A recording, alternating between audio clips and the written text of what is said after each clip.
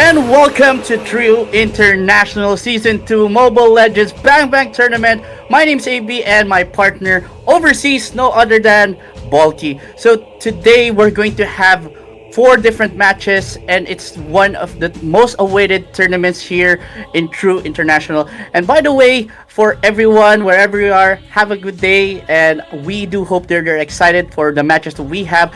And for those who doesn't know, I'm from the Philippines, and my partner here, Balti, could also let us know where you're from. So, how are you feeling so far, Balti? I'm feeling excited, a bit nervous because it's my second time here, but especially casting with, a nice introductory guy like you, man, it feels something else. But yes, I am. My name is Bolti, and I'm from India, and I am a hype caster who specializes in hype casting. So I'm going to be doing the play-by-play for this session.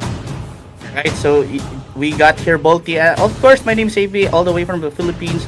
And for those who doesn't know what True International, it's already the second season of this Mobile Legends Bang Bang Tournament. As you mentioned, this is your second time, and also it's an honor to be cashing and hosting alongside with a very seasoned talent like you. So for those who doesn't know what's True International, it's an esports organization that is definitely dedicated to building a competitive and collaborative space in the world of gaming. So True International serve as a bridge between esports community, focusing on hosting inclusive, internationally accessible tournaments just like this. It's already on this second season, and not only India and Philippines are participating because Balti, other countries like Laos, Bhutan, Indonesia, Malaysia, and Timor-Leste are also included with Philippines and India. And this won't be possible if it wasn't for True International and of course our sponsor NextG. And I know a lot of people are also looking up into this tournament. We are also live on our YouTube, so all you have to do is search True International and you can definitely see the live stream and also the matches. If you want to review, you can also visit the YouTube link. You can share it to your friends, your social medias, and everywhere that you can definitely share. But as of the moment, we're going to have two big match, like first match, introductory match, Balti. It's going to be two of the strongest region, quote and unquote, in the current in the current season of, or let's say the current year of Mobile Legends in the world stage. It's going to be between the two titans. It's going to be from Philippines and Indonesia. So Balti, my question for you before we jump into our players. So what are you expecting? What are your anticipations for this first match that we're gonna have? My expectation, actually, from the two, like you've said, giants, yes, they are like one of the best when in terms of like the MLBB scene. I'm very excited, and I have high expectation from both teams. But I should say more on Philippines because Philippines right now still ruling even the international stage and the MPL stage, MSC, M Series. So yeah, I wanna say that feeling out.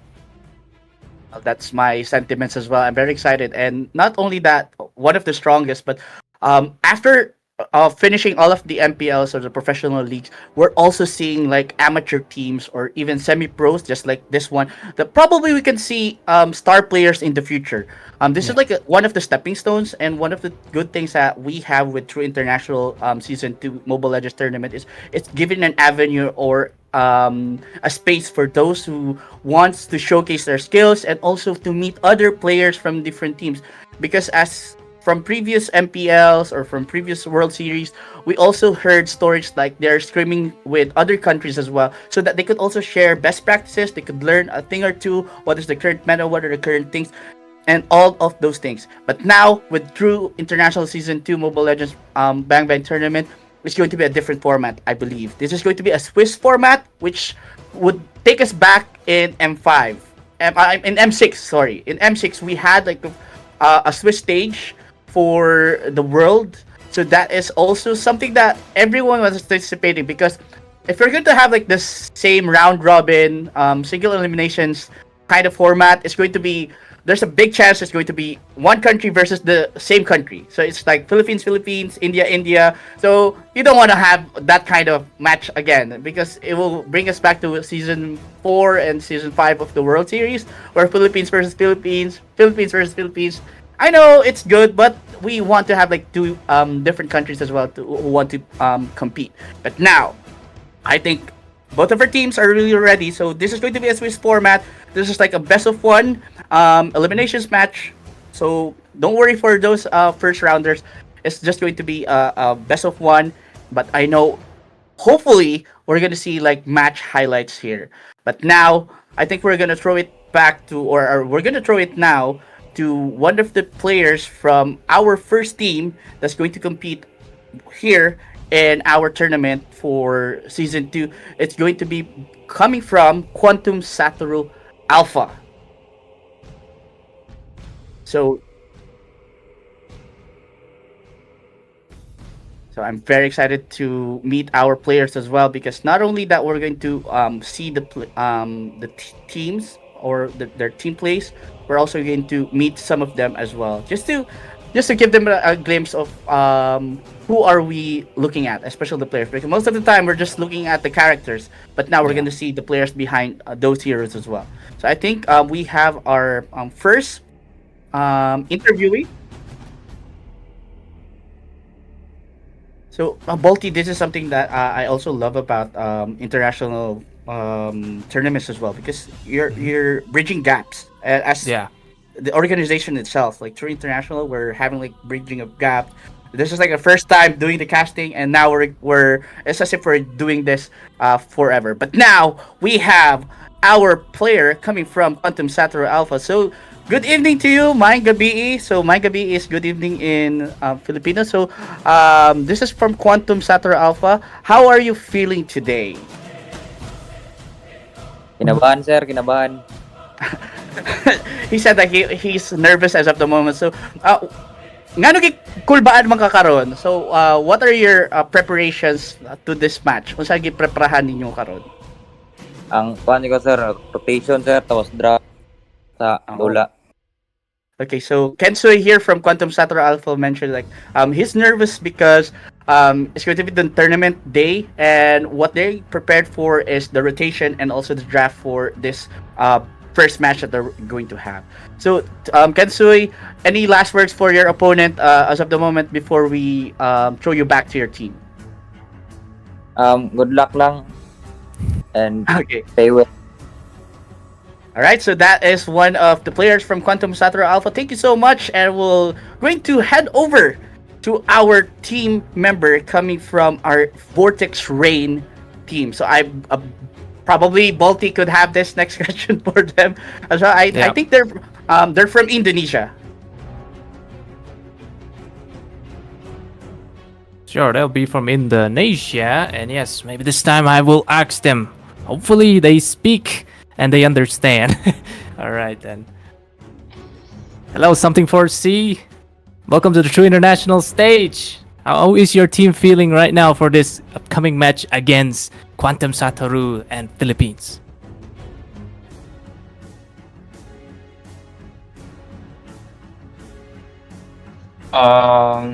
Tetap konsisten aja karena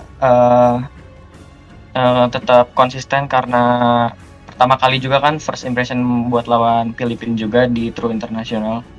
Jadi semangat buat teman-teman sama buat tim.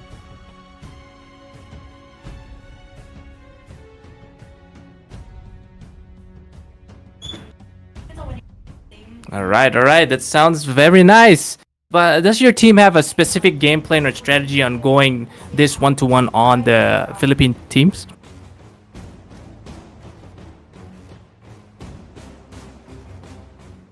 Kalau buat strategi harusnya ada. Cuman kita lihat nanti gimana di game-nya aja.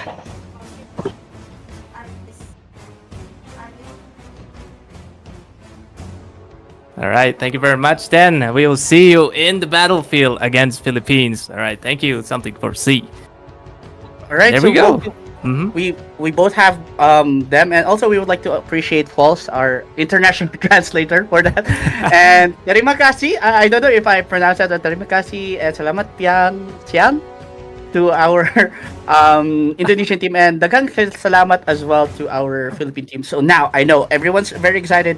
Bolty, there has been huge shifts with our draft. I know we're going towards our drafting phase now, but before we while we're waiting for the drafting phase, there's a huge shift with the meta. Considering that we have a new patch, 55 buff heroes. Just imagine 55 buff heroes. So those heroes that we had, like the Naruto collaboration skins, are very nerfed as of the moment.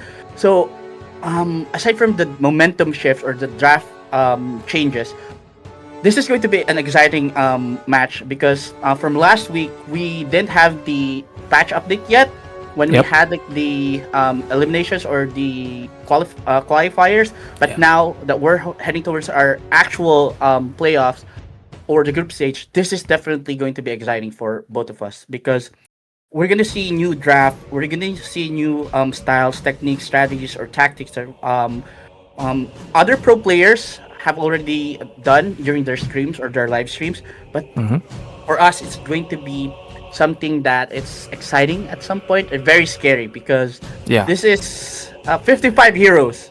If you're just like me, I'm by the way, I'm an all-rounder. My 5 main characters is Balmond, still buff. I still nerf as of the moment. Tigreal, Lilia is buff as of the moment. Popol and Koopa is definitely going to be buff because they're going to have like a new collaboration skin next 2 weeks. The Dino skin, and also we're going to for my XP laner is definitely going to be export. So that in itself, if you have like a huge hero pool, it's going to be an advantage for you. But if you have like the limited meta heroes, if those are going to be banned or those are still your heroes, probably it's like a 50-50 for me. How about you? So what is your thoughts on the current patch update? On this current patch, it's going to be, like you said, very interesting at the same time, kind of, I would say, difficult to kind of predict because we haven't seen much tournament, playing on the newer patch. So there's not really a certain meta that, most players can cook up the strategy on and, have a stagnant flow. So there's room for many things. It's, like you can open doors for many, certain strategies as well. So right now, I think the meta kind of favors onto the side of, I guess, utility jungle again because healing is kind of nerfed as well. So what are your thoughts about that? Yeah, especially even before the patch updates, we were seeing a lot of utility jungles going back. Like Fredrin is back. We also have seen Xborg as core. We also have had like huge shift when it comes to prioritization of the assassins. Assassins now is kind of like a 50-50 as well because you have like a very slow paced game. It's like a balanced game as of the moment, according to some of my friends and also some of the pro players here in the country. Also mentioned during their live streams that it's really exciting, especially when you have like new changes in the game. Because if you still have the same game, it's like you're doing the experiment over and over again, and you're going to have the same result. So that was what Einstein mentioned. If you're going to do the same experiment over and over again, you don't expect you're going to have a different result because you're going to have the same result. But now there's a shift, there's a change. That is something that's really good. Except for those who doesn't adapt really quick when it comes to meta changes like this. So now, it's going to be up for both teams, Quantum Satura Alpha from the Philippines and Vortex Rain, in what their pocket picks or their hidden cards are going to be laid down for us today. So this is going to be the best of one, and it's going to be the first match for our first or the second season of True International Mobile Legends Bang Bang Third. We're just waiting for both of them as both of the teams to be ready, and we'll definitely jump into the drafting phase. So aside from that, MSC is just around the corner. It's going to be next month. It's like a week from now. It's going to be July. What are the expectations as well? That is going to be very synonymous, or let's say very relatable for our players here in the True International. I've seen some of the matches. I've reviewed some of the teams, and boy, I'm very excited to other countries because as of the moment, to be honest with you, this is the first time I'm seeing Timor Leste is joining Yeah. Mobile Legends. This is the first time I also saw Bhutan and Laos to be part of Mobile Legends. So knowing that, what if we're going to have like a lot of countries that's going to be joining the world stage? The MSC itself or the EWC has also have other countries who joined the fray. We have Japan. We also have. I heard South Korea is also beefing up and going to create their own Mobile Legends esports team. So now we also have like the strongest regions when it comes, or strongest region, or the best region in Mobile Legends Bang Bang, and definitely that's ASEAN. That's us. That's going to be Asia. It's like it's like the game was designed for our region. You can imagine that. And now we're gonna see potential. This Yeah. is just me. We don't know because probably there are some managers or organizations are going to build some esports team in these specific countries, like for example Bhutan, Laos, Timor Leste, and even other countries here in Asia that will definitely have a big impact when it comes to making the ecosystem of Mobile Legends bigger. And not to mention, India is also back, and that's what I'm very excited because prior to the absence of India for quite a long time, and after watching other Indian streamers as well before, when I was still reviewing MILs or KOLs from India, Oh. I'm telling you, they're one of the best when it comes to meta analysis and also new styles like the flicker implosion combo or implosion flicker combo. Those things they have analyzed everything before everyone even started. So a lot of us learned YouTube video tutorials coming from our Indian content creators. So that in itself is also something that I'm also interested or excited about.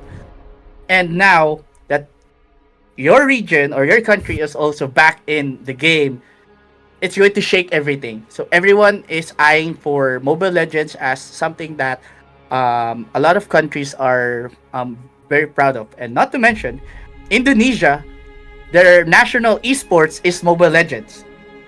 So you can just imagine, Indonesia is, and also Malaysia, if I'm not, correct me if I'm wrong, is considering Mobile Legends as the official national esports. So we have national sports, for example, here in the Philippines is Arnis. I think in some countries it's Sepak Takraw. So you can just imagine, even in a mobile or let's say in an esports scene, they are considering or they're giving a huge appreciation and also huge attention to these games because we're not only focusing on the physical sports, we're also now focusing to the esports. So those are just things that I'm excited. And True International, true to itself by the name True International, for me, this is a good platform for everyone to meet up, showcase their skills, and probably a thing or two or a day or two from now, we will be seeing people going to change their name, like going to be adopted by huge international organizations. So those are the things that I'm really excited about. Let's say some big organization will be investing to an Indian team, a Laos team, a Bhutan team, etc., so on and so forth. So through international, this is a good avenue for everyone. This is a good initiative as well, and it's an honor to be part of this tournament as well. But again, this won't be possible without our sponsor NextG, and at the same time, the initiative of True International for mounting this prestigious international Mobile Legends tournament. So we're just waiting for both Quantum Sator Alpha and Vortex Rain to be in the lobby, and I'm so excited what will be their first draft for this week. So, what are your expected heroes? Expected heroes. Well, in the drafting phase, of course. I mean, Kalia was tuned down, I should say, in the new patch notes, but she's still a good pickoff. So I feel like those, gonna be oriented Kalea bands. And something that I've seen recently is the revamped Rafaela with the resurrection passive. And I don't think Moonton quite figured out like the cooldown thing. There's a little bug going on that even if you revive it, there's only like a 40-second, right? 40-second cooldown. So unless that bug is not like fixed, this is something to look out for. Yeah, especially the revive one ally. This is Yeah. something that I was also shocked when I because most of the time when a new patch is coming, I definitely read them before I play a ranked game or what, so I can definitely be aware of what I should be avoiding, what I should be prioritizing, etc., etc. But with the revamp Rafael, as you mentioned, this is like a game changer. Like everyone could use like this is like a 40-second immortality, extra life, similar to it's like a counter to Faramis Netherrealm, but Netherrealm is like an AOE, but this one is like. For example, you have like a TikTok timer, you're still alive, you're still waiting for your core to be alive, but you have this passive that's going to give like an extra boost. You don't have to wait for 40 seconds death timer because you have Rafaela with this passive revive one ally. So it's going to be a huge shift also to international if they are going to utilize Rafaela in their drafts. Also, as you mentioned, with the new patch, we also have the new hero from patch 1.9.90. This is Zetian. Zetian is one of the scariest, let's say, most OP, because it's the new hero. Probably the Muntal will buff this Chinese Empress, Zetian. Because it's like, it's a combination of all mage heroes in one OP hero. But the good thing is there's like a balance. If you already have played a Zetian, there's like a huge nuke capability with the first skill that she's throwing, and there's like a knockback. However, it's not that scary when it comes to burst capability. In the early phase of the game, if you don't have like itemization, it's more of like a balanced balanced hero. It's like a semi Farza slash Yishin Shin with some of her ult and also some parts of Lilia. However, it's not really that scary considering that it's not really utilized as of the moment or used by most players in even ranked games or even pro scene. Why? Because it's always banned. Because a lot of people haven't used it yet, so you really have to study the hero. However, for me, as I've used it, it's a huge shift for like fast-paced drafts like speedy heroes, because when you're going to use the ultimate of Zetian, it's like a global speed boost for every ally, and also a semi-stun. Like I think it's like a 0.5 second or half a second stun. So that's like a knockback. And other heroes that are also going back in the meta as of the moment is we're going to have like Nathan or Nathan going back in the meta. Why? Because if you're going to have like Nathan as a inspired, or if you're going to use the battle spell Inspire is not only giving physical damage boost as of, or physical penetration as of the moment, because the current or the previous patch, the Inspire skill is only for physical users, so it's not really advantageous for mage users.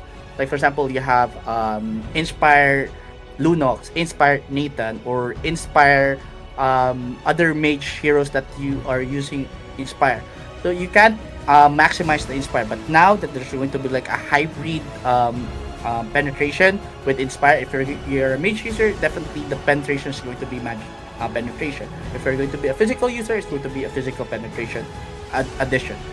And at the same time, it has improved its scaling, because we have also utilized gold laners that are mage, especially Harriet. Harriet, as of the moment, is like one of the most picked counter to Granger, counter to Intel, etc., etc. So that's also one thing. If we have other mage users or mage marksman, it's going to be beneficial for them. We also have noticed the return of Roger. Yeah. Here in the Philippines, we had this quote and unquote, Roger wins games. If you're gonna use Roger, there's like a high chance of winning, and it's going to be a good pick, a pocket pick for both teams. I probably they have already utilized this because Roger now is back in the game where it has like improved human form. When it's in a human form, it's like a marksman. So you don't want to go against Roger marksman because whenever you have like a very low health, it just transforms to a Lycan, or it's like going to transform. It's going to eat you alive. It's just like easy stack for your Skypiercer for the Lycan pounce. But it's also good to note for both teams or all the teams that are watching. Roger also has this capability of really farming really fast. So a jungler Roger is also possible. Gusion as well is going back. Nolan also is back. So they also have like huge buff. Benedetta is also buff. Yuzong is buff. Xborg is buff. I'm just going to lay down all of the updates for those of you who I made a patch note update. I'm gonna share it to all of our fellow talents as well. Shout out to our fellow talents as well. I'm gonna share this to you, so we will also have like a study guide. Paquito, Terizla, Lapu-Lapu, Uranus is back. Yeah. Pesky Uranus, who's going to stay in your base for as long as he wants. You can't kill this Uranus so as long as you have like a first item. Even like you're going to have like a first item, let's say Dominance Ice, or even like Guardian's Helmet. Boy, I'm telling you, Bolty, this Uranus is really difficult to kill unless you have like burst type heroes, like you have Carry, which will just have you still have like 6 minutes or 10 minutes before you will have like a snowball effect to its damage. But now, as of the moment, it's very difficult for us to utilize Lapu-Lapu as well. The Lapu-Lapu Angela combo is also back in the game, and I really hate to say this, but that hero should be nerfed so bad because it's taking out a lot of stars from other non-Lapu-Lapu users. Next, we also have Terizla. Terizla reduce cooldown and increase its damage to the minions. So what do we mean by this?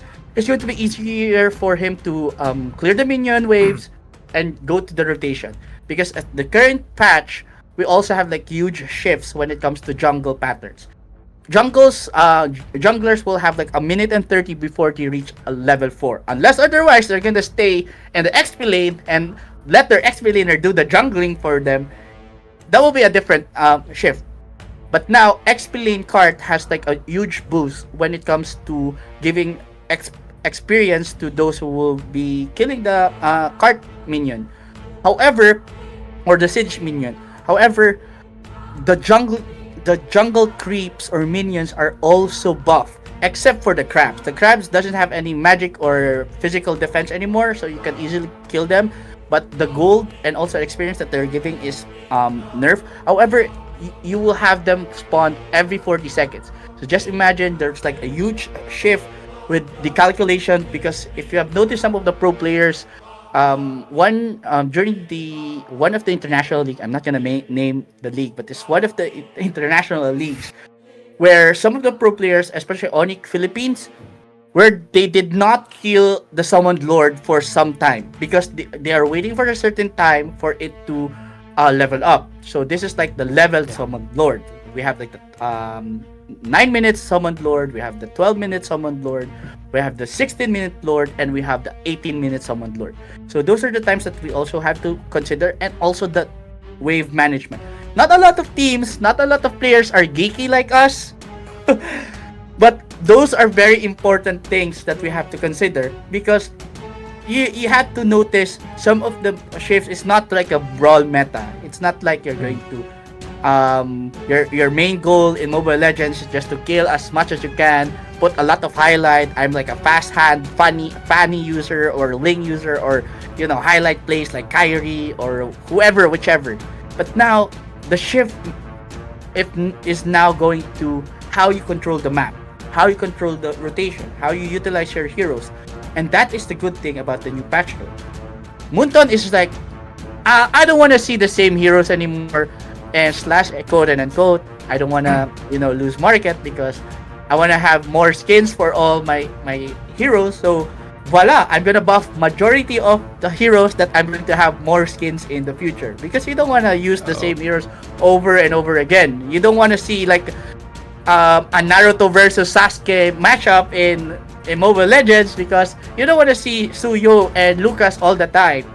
You don't want to see the same pocket picks as of the moment. But however, if it's working, it's good. Why would you change something that is already working? But now, this is something that we're also excited about from both teams. Now, it's going to be the drafting phase. They're already here. It's going to be Quantum Satoru, and also we're going to have the Vortex Rain. So I don't know if this is already the game, but yes, this is definitely the draft of both teams that we have. Or this is just a checking. We're just waiting for both. We're just waiting for the go signal. Yes. And no, it's already the game. So welcome to True International Season 2 Mobile Legends Bang Bang. My name is AB, and now I'll pass it down to my friend Bolty. Yes, Game number 1, match 1. Number 1, of course, gonna be against Philippines versus Indonesia. Quantum Satoru versus the Vortex Rain. So with that being said, it seems like there's already some clearance on the mid side, but as of bot, we're seeing a Valentina. Very weird for Indonesia to just go for that EXP side. Yeah, especially you have like a very fast clear. As you mentioned, this is something that we have seen. But here, wait, hold on, Bolty. What's happening? Everyone is here. Yeah, they're here. They are looking for the first blood potential, but we're seeing both the marksmen, of course, against Akimi and Nirfel. Of course, Akimi would have that, of course, that passive to kind of, penetrate most of the time and have the stronger wave clear. And yes, it seems like Indonesia are gonna make that first initiation on the bot lane here. Also top lane, Quantum Satoru are looking for that gold lane, gank. But I guess they're gonna be, taken out. Yes, so speaking of taking out, this is like the first minute of the game, and it's very evident that their rotation is prioritizing the experience lanes. As mentioned earlier when we're having the draft, the huge shift now is on the XP lane, because you want to be a level higher to minimize the gap. But now we have the first turtle, and that's the reason why they also focus on the experience lane, because the first turtle is spawning there. But here in the mid lane, there's something happening.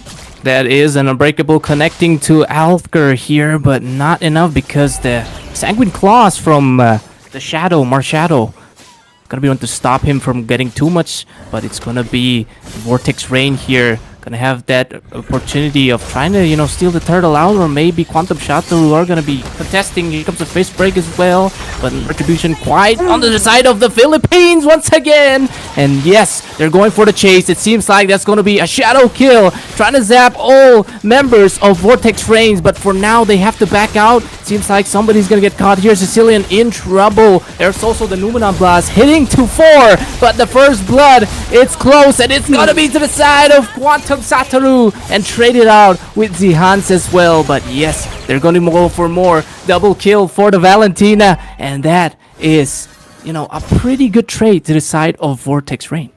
Especially after taking down 2 members from Quantum Satoru. That is a very overextension, I might say, for the side of Quantum Satoru. They already have secured the turtle. That's already good. There's an advantage. Already pick up 1 hero, but now there are overextensions. But now we can see here in the mid lane, I think there's like a miscomms here. But yeah, going back, it was already good. They are already on the advantage. They took the turtle. They already secured 1 kill. But they overextend, and after that overextension, they lost 2 lives, which pretty much leveled off the economy. And we can see it's like under 100, and it also gave like an advantage now to the Indonesian team of the Vortex Rain. Yeah, very much true, but it seems like that's gonna be Alker trying to give vision, but still again Vortex Rain this time around they have the the upper hand onto the turtle that's going to be spawned in the gold lane. No. Once again, the Sanguine Claw is going to get caught in that one. Another Luminon Blast, but it's a terrified Alker. Maybe a shutdown Alker, but no, it's going to be a shutdown Zihans. And here comes Venra Tensei with the double kill. He goes in, he goes out. And that is gonna be 3-2 on the leaderboards in favor of Quantum Satoru. That was a good pick off coming from Venra Tensei. Almost getting killed there was Alker, but she was able to utilize the Numinum Blast, and also this is the good thing about having like an assassin. You can definitely go at the back line, and that's something that they have to wait. There's going to be happening here. The turtle. Sanguine Claws as well. The turtle falls to the side of Philippines once again. That's called retreat gap right there. But for now, nobody's gonna get traded out. AOG comes in. It's gonna be Sun taking, biting the dust. 2 deaths onto the side of Vortex Reigns again, making the 3 as Mr. Venra here gets the double. And here comes the instant replay.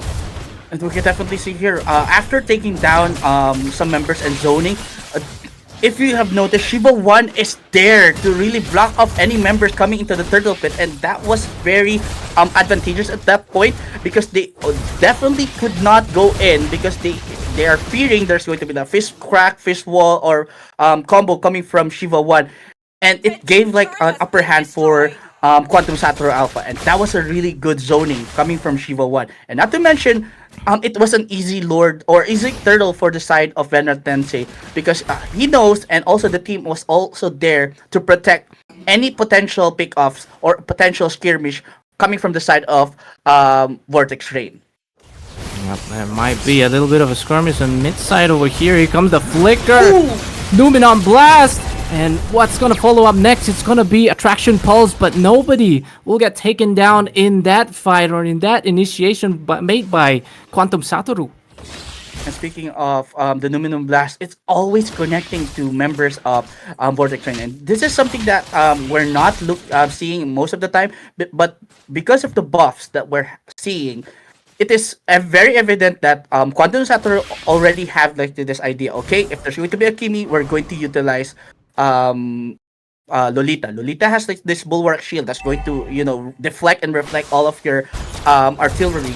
And also you have this Roger that as of the moment has an issue, or definitely has some problems in really farming as of the moment, but we'll definitely see what's going to happen here in the top lane, because members from Vortex Rain is already here, but the burst is there, but almost almost escaping, but wasn't able to escape. What is happening here, Multi? It's them running away, but can they run away? I don't know anymore, because that is 3 deaths to the side of Vortex Rain. This could be a 4, but for now, they would, let them live to tell the tale of the massacre that happened in the top lane. And this is gonna be a free turtle soup to the side of Philippines once again. Oh no, that was like a moment. They were able to have this like a push advantage there. 3 members coming from Vortex Rain was trying to push, or having like a trade off. But after the Ogi Shadow kill coming from Venra Tensei with that aggression, and also fall from Shiva 1, it's like, as you mentioned, it's a massacre. It was like an ambush play. It's like a Lotus ambush play coming from Quantum Satoru Alpha, and we're going to have like a tactical pauses of the moment, but definitely that was like a huge momentum shift, or like that's giving a big gap now for the side of Vortex Rain. So we're just seeing this kind of caliber. As you mentioned, this is something that we are expecting from both teams, like the aggression and what. But it's very evident that Quantum Satoru is here to really showcase the world. Yes, we are here for a reason, and we are definitely going to showcase you how we are doing it, and they're definitely doing it. So now the question is, how can Vortex Rain come back from this scenario? It's like 7,000 gold lead in favor of Quantum Satoru. It's still too early to tell, because it's still 8 minutes in a game.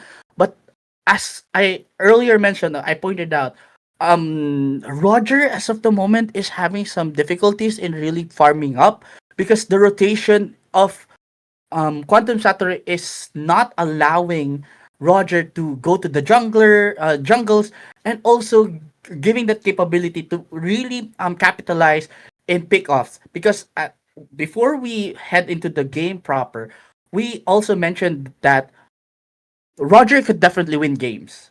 Roger can kite up, can snowball if you have the right momentum. But now we're back in the game. So what will be the answer coming from Vortex Rain? Will they allow the aggression coming from Quantum Sator, or will they have like a momentum shift with a potential pickoff? Like that, a potential pickup. They do have that Ruby to kind of set with the arm offended.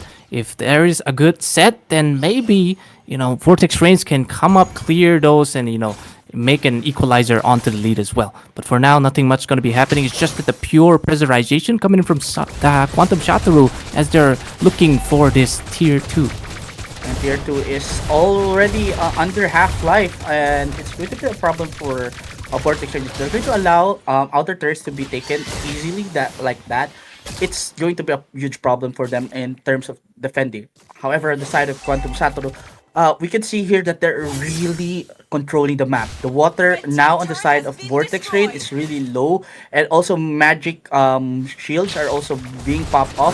But as you mentioned, there's still a huge potential for the side of Vortex Rain. But wait, it's already been destroyed. Tier 2 is already managed by Quantum Satoru. But you can see minions are marching from all sides now in the map. So what will be the answer coming from Vortex Rain? No, that is the answer coming up from Vortex Reigns, but no, Sun will be one to get fallen in that clash. I'm not quite sure losing a Ruby there could be quite, good for the side of Vortex Rain. They even lost a B-Boy there. So what can they do at this point? So what can they do? That is the huge question. But okay, they can definitely capitalize on picking off members like that here in the margin of errors. They could definitely use the margin of errors, just like what there is. I think it's good that having the but okay. Son, that is a good. I'm offended, but not enough to take down the Bat's Feast that is already a fed. But here comes Venra once again. He knows how to utilize the Quad Shadow. Gets a kill on Kyrostine as well, and they're looking for this final push and maybe to end with a Lord. And definitely ending it with the Lord just to nail the coffin. Probably this is a huge breather at some point. Under 15 minutes, we're going to have Lord at 10:15, so there's like a 15 seconds restart for the side of Vortex Rain. So what they could definitely capitalize now, we can see here Holy Crystal has already been utilized, but it's too probably it's too late. But they could utilize their crowd control capabilities. You have you have the EOG, you have the traction pulse, you also have the I am offended. Plus you also have this Valentina who could definitely copy the ultimate the Luminum Blast. But now is this going to be the last defense coming from Vortex Rain? Yeah, last dance indeed. This is gonna be a charged Lord straight to the heart of Vortex Reigns over here. That is inhibitor in the mid side right now. Zihans is out there. Not enough, tankiness because Bariza is gonna get the kill on Zihans. Maybe 4 more. Here comes the shadow kill on towards B-Boy, but B-Boy will be the one to counter retaliate. But still, the base locking could happen right here, ladies and gentlemen, because Vortex Reigns are in a pinch. They are very low. Nobody falling on both sides except for Vortex Reigns losing Zihans. But right now, is it still gonna be a pressure to the side of Vortex Reigns or just Quantum Satoru? Okay, that is the huge question now. Are they going to able to defend here? Considering that they already lost the inhibitor to the mid lane, and after almost taking down most members, after taking down Zihans, they don't have like any tanky heroes aside from Sun, and almost taking down Venra Tensei top lane. But here, coming from Look at that freaking Shadow. Rubinon Blast! That is maybe will be enough to shut down everybody, but still 2 fall to the side of Quantum as well. But only 1, I'm pretty sure, fall to the side of Vortex Rain. But it seems like Karostina is looking for more, gets stunned by the hammer of the Lolita. Here comes another Sun with a flicker as well. Here comes B-Boy finally clearing up the stages, takes out Alker. And that is 3 deaths and a nice defense to see another day for Vortex Rain. Okay, and that's a good take. That's a good take. We're seeing like the capability coming from Vortex Rain. This is the thing that we're seeing now. Utilize your crowd control. Pick up as early as possible, like Marshadow there at the top lane. But an answer. But is that a good answer coming from Quantum Satoru? Oh no! Almost taking down all members. Will he be able to secure his life? And yes, what Benra Tensei is doing it. We're gonna see instant replay. Goodness. This is the thing that I mentioned. After taking down some members to the top lane, they're trying to clear minions as early as possible. Okay, they have taken down Marshadow here, but here in the mid lane we have a solo kill coming from Benra Tensei and almost That's taking down 1v4. everyone. That's 1v5 actually coming from Benra Tensei, and that is Benra Tensei making his presence known here through International Season 2. And I'm telling you, do not give Hayabusa to Benra Tensei. If ever you're gonna see Benra Tensei again, you're going to prioritize ban that Hayabusa, because what we're seeing is a next level play. No bias here, but definitely if I'm gonna use Hayabusa, or if I'm gonna meet Hayabusa of Benra Tensei in the future, I'm gonna ban that. But now this is like the defense. Is this going to be an endable call for the side of Quantum Sator, or will there be another day for the trade? Oh, that is a fist crack coming up. The side of Quantum Sator once again. They're gonna take out that Kimi, even a Bedang, but even a Kryrostin. 3 deaths to the side, and that is the Crystal Lock to seal the deal. Quantum Satoru, game number 1 falls to them, and yes, they take the 1 win to themselves. One win itself, and definitely that's a good starter for our True International Season 2 Mobile Legends Bang Bang Bolty. And Yeah. I'm lost for words, but definitely MVP is very evident there. It's going to be heading towards Benra Tensei. Benra Tensei was having that 905, or let's say 907 as a post-game statistic. And not to mention, even if it doesn't have like any kill, how he maximizes or use that Hayabusa, I'm definitely going to be scared of having that. So MVP 907, 80% team participation. So you can see here, and you have this Hayabusa who has like a hybrid kills, because definitely you can see here he utilizes all of the skills that he has. The priority item that he locked first, because he knows there's going to be like a tanky hero coming from the Gato Gacha and also the Ruby. He prioritized with this Malefic gun, or the Malefic roar rather. And after that, he didn't even have like a Sky Piercer. So that in itself makes a very aggressive statement. I don't need the Sky Piercer, because all I need is like physical penetration, the Malefic Roar, plus the Hunter Strike, then paired it with the BOD. I don't know if I'm still going to showcase myself in the map. I'm just gonna hide in the brush, and I'm not gonna show myself anymore. But you can definitely see here, it's a 20-8, 13-minute, very fast game actually. Yep. If you or me. But however, on the side of Vortex Rain, it's really good that they have the crowd control. It's there. I was also looking forward to Markov's Kimi, because Kimi also is like a dangerous marksman because of the kit that it has. But here we can see gold permits 1000 GPM. Come on, Benra Oh my Tensei. goodness. Marshadow also the carry. Not to mention the scaling coming from Quantum Satoru Alpha's draft is very evident as well. You have the Sicilian with the assist, and also the Sanguine Plus, the Bat Feast. Ultra late game, I don't know if I'm gonna show myself, but definitely on the side of Vortex Raid, yes, they have the macro, they have the micro, they also have like the right composition. But the execution was kind of off at some point, because Valentina, who are you going to prioritize? Are you going to prioritize this skill coming from Lodita? Are you going to prioritize this skill coming from Sicilian? Because in the later part of the game, we have witnessed members from Vortex Rain utilizing Valentina to copy other skills. But as of the moment, that was game number 1, match 1 for our True International. And don't go away. We'll be right back for our next match. This has been your casters. My name is AV, and with me is Paul. Stay tuned.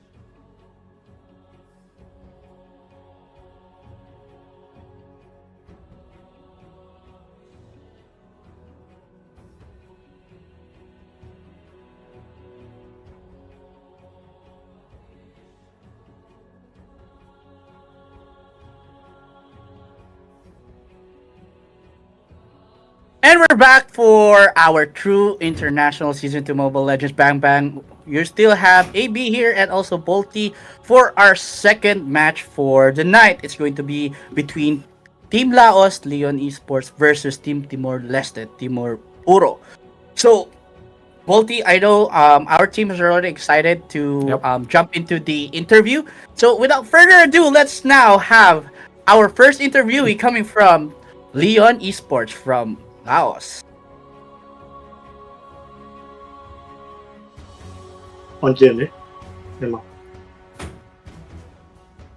So I think they're very excited now, Bolty, to really showcase. So here we can definitely see coming from we can see here Alex.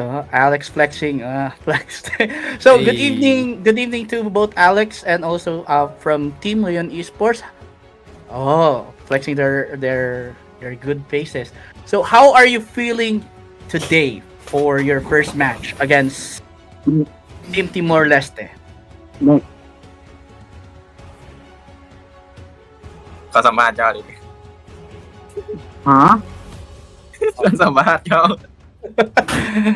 Okay, so ค่อยเปิดกล้องอยู่ตอนนี้ มันก็ okay, we'll just have to wait for the Google Translate to translate it for us. But I believe that is like a good thing. So anything you want to say, even in your language, to your opponent for tonight, to Team Timor Leste, anything that you'd like to say to them?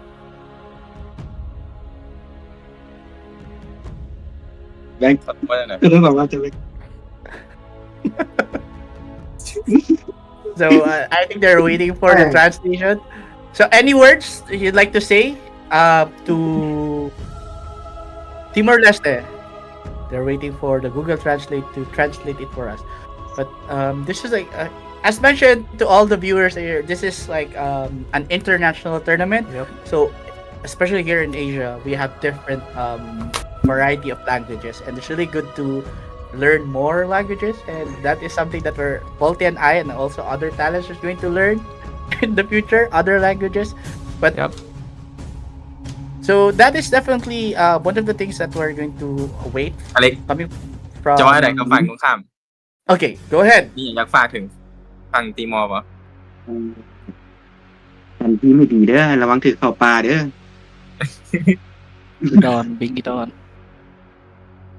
I'll bring it on. Okay, so I got that. Bring it on. That is their message.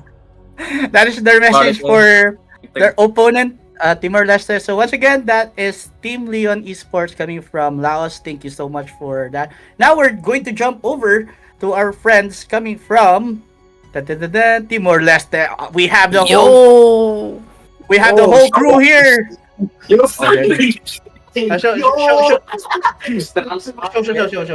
Show this. Okay, so first question, very quick. How is your team feeling? Like the whole team is there. How are you feeling for today's game? Feeling awesome. Kami senang banget bisa lawan Leon lagi, soalnya kemarin kami ketemu di Mekong, sekarang akan balas dendam. Yeah. Oh, Ya, qualify MST Mekong. oh, so you already have. This is a really good matchup. So it's good to hear that. So it's going to be a revenge. So anything you want to say before we start the match to your opponent, your rival? Yeah, we have some words in our language to Leon Esports. So what is that? El Majeto. I don't know what that means, but definitely from their words, not from us. So once again, thank you so much to Timor Puro from Timor Leste for sharing your time with us, and I think we're ready for our lobby. So Bolty, I think that's a very feisty. I don't know what they said, but definitely it's something. Probably it's a challenge. It's challenge Yeah. accepted, and this is good because Leon Esports and also Timor Leste team or Timor Puro already met in the qualifiers in MSC as they mentioned. So this is not going to be the first time they're gonna.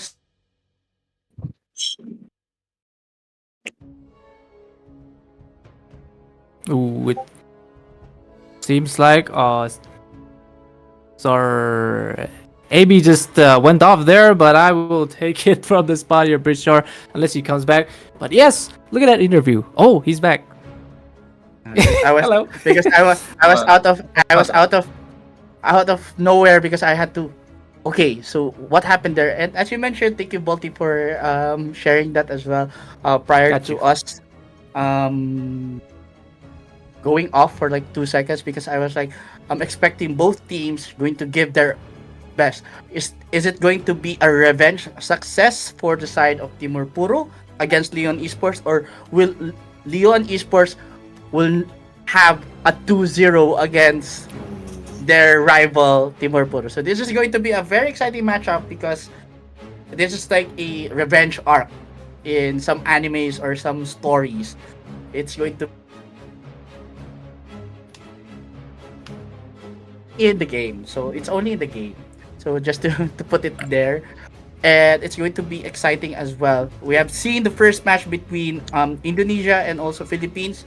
Team Quantum Satoru Alpha have defeated Indonesian team Vortex Rain in the first match. But definitely we're gonna see here in Leon Esports versus Timor stage, because this is a switch stage. This is like a best of one, and or this is like a this is not a singles elimination. So we're still going to see them in the succeeding days, because some people were like, we lost the first game, we're not going to see each other again. Nope, it's going to be like a score system. So whoever has like a win advantage, they're going to see other teams who have like huge wins and 1+1 and ties, etc., etc. And we will just let True International do the math for us. We're just going to be here and cast and everything. But we're gonna definitely see some updates about the scores, scoreboards later on, and the upcoming matches as well. But now we're just waiting for both teams to be in the lobby so that we will definitely see what their drafts are going to look like here. In our second match of the night, it's going to be between Leon Esports versus Timor Puro here in our True International Season 2. So Balti, again, same question that I've asked from you in the first match. What are your expectations? Are we going to see like similar to our game number 1 or match number 1 earlier between Team PH and Team Indonesia, where it's too aggressive? Like we didn't have any breather because there's a lot of things happening here and there. Let's see. They did mention in the interview that they're gonna get revenge. So, this match is gonna be one messy one. That is for sure. Is gonna come. But personally, for me, I haven't seen the teams of Laos and Timor Leste played, so it's gonna be a new territorial grounds for me. So I'm very excited for that. Yeah, and as you mentioned, actually, me personally as well, this is going to be my first time actually seeing Team Bhutan, Team Laos and also Timor Leste, to be showcasing their skills in the international stage. Because as they mentioned, I think I got some words from their interview earlier that they already met in the Mekong qualifiers. So hopefully in the future we're going to have like one country representative per or one country representative each. So that is something that I'm also looking forward to. But still, we have SEA Games, we have ASEAN to meet each other. But hopefully, it's not going to be similar to the world stage that we're going to have like many regions. It's good to have like all countries join. It's like, let's go, every country have one representative, because it's going to be fun that way, and that's what makes Mobile Legends different from other games that I've played so far, because all you need to have is like a cell phone and a connection, internet connection, whether it's Wi-Fi or 5G or 6G or 7G. But the good thing is all you have to do is like have a stable internet, meet with 4 new friends, You put up a team, and then you can just definitely play. And it's not that difficult, and it's not that expensive for us to really play the game. And you're not only bringing yourselves, but also you're bringing the country's pride. And as I mentioned earlier during our introduction, this is what I love about Mobile Legends is that it always bridges different countries, and we always unite in the love of the game. And for example, we're in one apparent moment, probably we're gonna see each other in the world stage. We're gonna meet our friends internationally. And hi, my name is AB. I'm the one who casted with you. Ah, you're Balti, right, from India. So, etc., etc. And that happened a lot. And Yep. we'll never know. We'll never know. Probably Never in the know. future, we're going to have like a bigger season 3 for True International. And this is the season 2. And that only means season 1 was a success. That's why we have a season 2. This is all because of our sponsor. Thank you so much, NextG, for sponsoring our tournament prize pool, and at the same time for all the teams who committed and joining. But now we're also looking into our drafting phase. They're just having a ping test. Going back to the draft earlier, Mhm. you mentioned that there was like a hash clause. So Yeah. I've researched. There's like a hybrid Kimi going out there in the meta because as of the moment we're going to utilize Kimi as a marksman, similar to how you utilize Karina tank build burst type of core. I don't know if you have met someone in the rank games, but here in our region, it's like the dark system. We call it quote and unquote the dark system. If you Yeah. meet people with a dark system, definitely be prepared to lose all your stars, all your winning streak. It's going to be lose streak.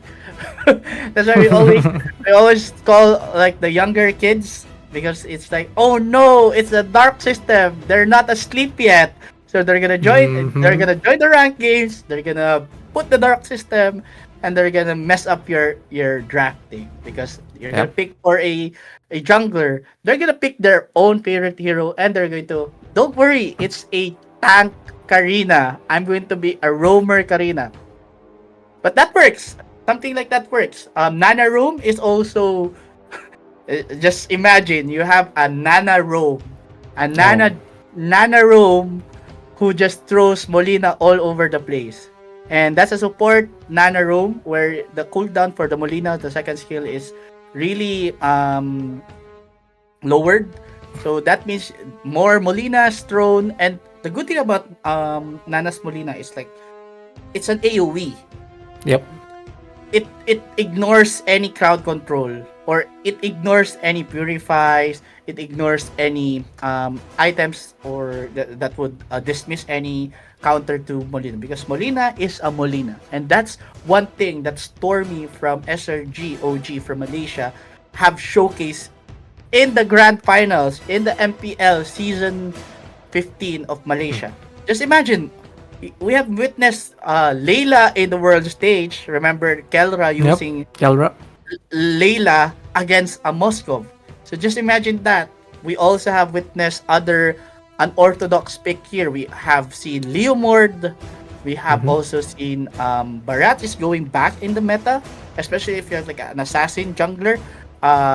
An XP lane Barats can definitely devour with the Detona's Welcome.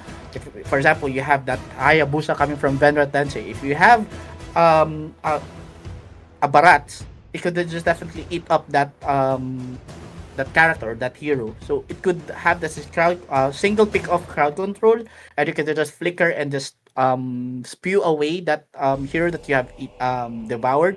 And that's also one thing that not majority of drafters are utilizing now. But the good thing is there's somehow a balance of Barats. So it has increased its hybrid defense, but it removes its resilience stack. So before you have like a 10 stacks, and it will stack also the hybrid defense of Barats. However, it added the number of stacks again. Before, if you could remember, the first release of Barats like 25. And the reason why I mentioned Barats, he's part of the new Dino Dyna collaboration. So this is a marketing strategy. That's a So plugin. That's a plugin. So if you wanna utilize Barats, now is the perfect time to try and use Barats in XP lane if you wanted to have XP lane, or probably can use Barats in jungler as well because of the similar to Fredrin. It has the damage. It also has like the crowd control, but you can definitely use that. Heroes to avoid, again, the Naruto skin. Even if Hayabusa was super nerf, Venra Tensei's Hayabusa didn't even flinch. I didn't even feel the nerf there because if you could remember, I earlier of our mentions, it is something that is all the Naruto collaborated heroes were nerfed.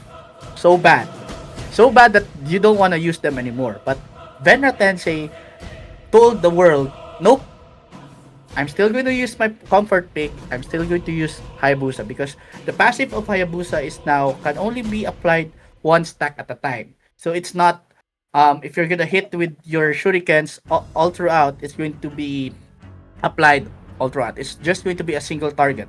Yeah. One shuriken target and then or one kunai target, it's definitely just going to add one stack. Similar to Kimi. Kimi is super nerf. The cooldown is so long, and at the same time the range is shorter, and the center of explosion, however, is improved. So you can just utilize the traction pulse for the AoE. But you mentioned earlier the haste loss is somewhat an experimental type of Kimi because I can also see here, it has a different emblem where it has a slow effect. I forgot the name of the emblem, but that was the emblem that was utilized by the Kimi from Vortex Rain. That is a good experiment. However, it's too risky to experiment on. You can definitely just utilize magic burst damage, and earlier the part of the game, Irithel could not even go near a Kimi because you have the first skill, you have the jetpack, you also have the second skill that could stun you upon impact, and you also have the traction pulse. Those skills itself could definitely veer away or scare any members similar to Irithel because Irithel, Kimi, and 1-1 are the moving MM as we mentioned. What do we mean by moving MM? You really have to move, and they could just use their basic attacks. So all you have to do is that you just move around. You're just going to use the basic attack. But now we're jumping now to the drafting phase. True International Mobile Legends Season 2 drafting phase. Blue side is going to be the Leon Esports coming from Laos, and our red side is going to be from Timor Puro from Timor-Leste. So going to be the first three bands here on the side of Leon. It's going to be the Yisun Shin, 1-1, and Baksha. So two from the Dragon Altar members, the students of Yuzong, it's going to be 1-1 and Baksha. But here on the side of Timor-Leste or Timor Puro, they have banned both Matilda, and it's going to be a Matilda. So they're focusing now more on the post 5 or the support roamer on the side of Leon Esports. So probably, as they mentioned earlier, they have already met. So they know who to prioritize when it comes to banning. Similar to Season 10 or Season 12 of the world stage, or was it in M3? It was in M3 where all of the heroes of Oh My Venus was banned. Like totally all of her heroes were banned. So they didn't know Oh My Venus has like the widest hero pool when it comes to support. All of the supports probably was already been studied and used by Oh My Venus. So that's the reason why if you have like a wide hero pool, it would be an advantage for you to use. But again, it's not a single player game. But now you can see priority pick here is going to be a Granger. So what do you think is the answer here on the side of Timor Puro? It's going to be Obadang and Lancelot. Lancelot is also buff. Right now, man, Look at this. Like Leon Esports saw that the Irithel was banned, and they take that opportunity because you know that Irithel is like a very basic counter for Granger, and that kind of open a thing for Leon to just pick up. And yes, Granger, after those consecutive nerfs, he's still strong. He's still out there with the Sky Piercer, still can burst down. There's still a lot of range as well. So yes, they're kind of utilizing that. Yeah, I couldn't agree more with what you mentioned. That Granger is still, despite the fact of how many nerf, you still have this range and the damage with the Sky Piercer and Hunter Strike. But here, we're gonna see a Roger core. This is going to be exciting for the side of Leon Esports because Leon, it's a lion. You need someone like similar to a lion, which is a Lycan is a wolf. But it's still it transforms. So they need like someone with a Leon kind of aura. So they're gonna utilize Roger, so it's going to be a fast pace. You also have this Gatot Kacha to have like an extra layer of shield, and also the AOG is still a scary crowd control. If you hit people with an AOG, it's going to be a difficult escape for you. But you have a Badang. Badang is still a good post 5. Probably this is a flex XP laner, or probably it's still going to be a post 5 or a roamer Badang. And now they prioritize this Pharsa, considering that the side of Leon, they prioritize first the gold lane after banning that Irithel, also the 1-1.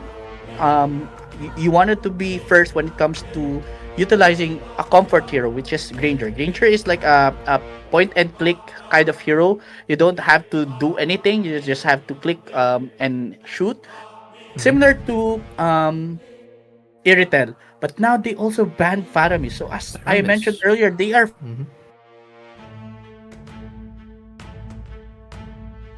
member of Leon Esports because first they banned Kalea, second they banned Matilda. You still have Rafaela. We still didn't see any Rafaela here, but when it comes to composition, you can't use a Rafaela when you're seeing like an assassin as your core, because you can't chase those heroes with your heal. So they still lack any marksman. Any marksman that is still viable. I can still see Clint. Harriet is still good. It's still open. You can have here in Timor Puro a Hylos for a post 5 and a Harriet just to match up with the Glorious Pathway and the Zaman Force. But here on the side of Leon Esports, they could still opt for a Lilia. Also Zushin is still open just to counter Badang. Even if there's a fist crack, you can still utilize the Lantern Flare just to zone out any members.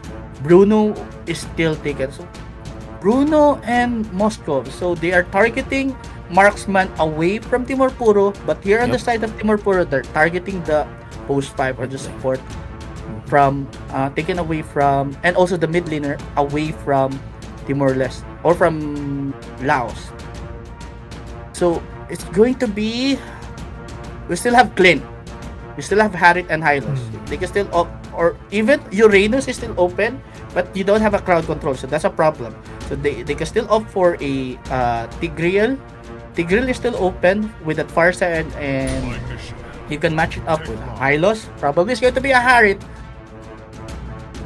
or they could opt in for a carry. Carry is still good to counter squishy heroes, or also like a kiting capability. But Kimi is not a good match for this if I Timor Puro. So two marksmen that are still viable, Harriet and also Carry is good for their lineup here. Valentina probably because of Pharsa. They could use the Pharsa, and of course, as mentioned earlier, Yuzong is back in the game because of the buff that it received, and at the same time you don't want to mess up with a flying dragon because it has improved its HP recovery. At the same time, the increased bonus HP when it comes to the dragon form. The black dragon form of Yuzong was already increased, but again, as the draft goes, it's going to be a Harriet a perfect draft for the Hmm. side of Timor Puro, and also a new draft away from the meta coming from Leon Esports. So, my question to you, Balti, which draft favors your pick? Right now, I think the draft when it switches to like maybe late game potential, I think it really goes. Honestly, these both are like a very, I should say, balanced draft, right? But in terms of early burst, I think that Timor Puro has it on their arsenal. But as for Leon, they have to wait for Granger scaling. But don't forget, Roger is on the jungle, so if he picks up an early Windtalker as well, and provided along with the support of a Yuzong and a Gatot Kacha, it could work out for Leon as well. And I couldn't agree more. And this is going to be game number 1, match 2 of our True International Season 2 Mobile Legends Bang Bang. Welcome to the Land of Dawn. And it's going to be Leon Esports from Laos versus Timor Puro from Timor-Leste. Let's jump into the game. So, Bolty, as you mentioned, this is definitely... I'm just going to very quickly introduce everyone. It's Spectre using this Roger, Arcanus with the Gatot Kacha, Granger used by Alex, Rambo with the Valentina, and Arya is come back with this Yuzong. On the other side, from Timor Puro, we have Yuhu with the Hylos, we have K with the double Y with that Harriet, we have Madeira with that Lancelot, we also have Tail with that Badang, and we have Emperor with that Farsa. Indeed, and it seems like there's already some, poking onto the top side. It seems like it's always like you've said, it's more of an oriented EXP gang because an EXP laner, have lots of potential to turn the tide if it's like left untouched. So now on the mid side though, there is some poke coming in from both sides. And speaking of the poke side, as I early mentioned as well that there's going to be a shift when it comes to the rotation. There's going to be a priority with an XP lane, considering that the turtle is all majority of the Always actually. always is at the XP lane, and now Yeah. we can see it's like a minute and 30. You should definitely have that for level 4. And speaking of level 4, you can see here the mid lane. There's already a poking, and also given an enemy vision because under 30 seconds we're going to have the first objective in the game. Yep, and yes, of course, it seems like Roger rotating to the bot side to kind of give assistance to the Granger. But for now, there is a poke coming in from Leon, or is it going to be the team fight for the turtle skirmish? And it's definitely going to be a turtle skirmish here, and they're just waiting for like a level 4. But we have already mentioned that it's going to be like an aggressive rotation coming from the side of Leon Esports here with that Roger rotation. But here on the side of Timor Puro, okay, Feather Airstrike is already popped. Yep, and here comes the Black Dragon to go stun out that first. As for now, the fist breaking coming in on this side of the bush at the top side, but it's gonna be Lancelot getting that turtle. Timor-Leste, and also the first blood on the other hand gets shaken to the side of Leon, make it a double because Leo will be stacking up those demonic energy. The demonic energy was definitely on the side of Leon Esports. However, there's a really good trade. It was really good. The Black Dragon form there, as in the instant replay, trying to chase down members at the backline. They're trying to steer away members of Timor Puro away from the turtle pit. However, they have zoned out members of Leon Esports during that skirmish on the El Bush. We have seen here. Whoa! Alright, come back. That is the passive for the Yuzong, and yes, back to the meta it is. But it's gonna be a 1-for-1 trade, but a better trade, losing a jungler in the process there. It seems like Leon are looking for that purple steal because they are aware that Madeira is gonna be late for the show. And yes, they take it all for themselves. And as what I mentioned earlier, this is something that you have to take note of. With the new patch, there are new heroes or old heroes that are coming back from the meta. The passive coming from Yuzong, that's really risky, especially after taking the Sky Piercer. If you're really losing a lot of HP, it's going to be difficult. Once you hit that 10% of your life, you're gonna be bursted down with the Sky Piercer, and you're going to be added as a stack for Yuzong.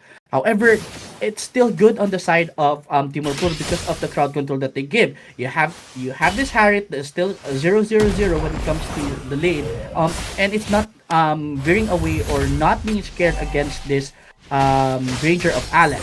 However, in the top lane, we can see here the rotation is definitely focused on Arai because Arai is giving like a lot of damage. But not course. not gonna lie there, Yep. they lost here. But here at the top lane, what's happening? Oh, Feather Airstrike open the wings of the Crow.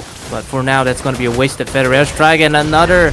But this time around, this turtle is going to fall to the hands of Leon. One-on-one turtles on both sides, but in the leaderboards, in terms of kills, it's going to favor Leon. Okay, so here we can see it's still under 5 minutes in the game, 3-2. 2,000 gold in favor of Leon Esports. So it's very evident on how they rotate. They know how to prioritize, and they do not allow any potential pickoffs again. Just have this overextension at some point, especially during the jungle, and we see here they now have the advantage and the aggression because the momentum is on their side. You have this Roger. And now Alex has built this Sky Piercer. It's going to be dangerous now at this point. And they're taking down the first objective in the top lane.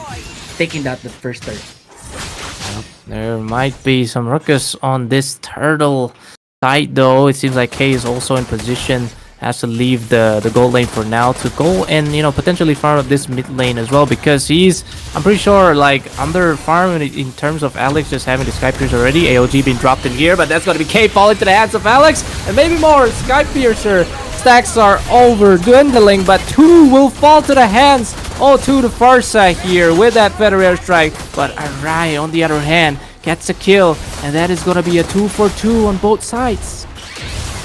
And 2-4-2 indeed is like a 5-4 still in favor of Leon Esports. So we're going to see the instant replay here. We can see here Rambo utilizing or copying that Feathered Airstrike. But here on the side, the AOG and the connect coming from the members of Team Puro. This is something that we have to take note of.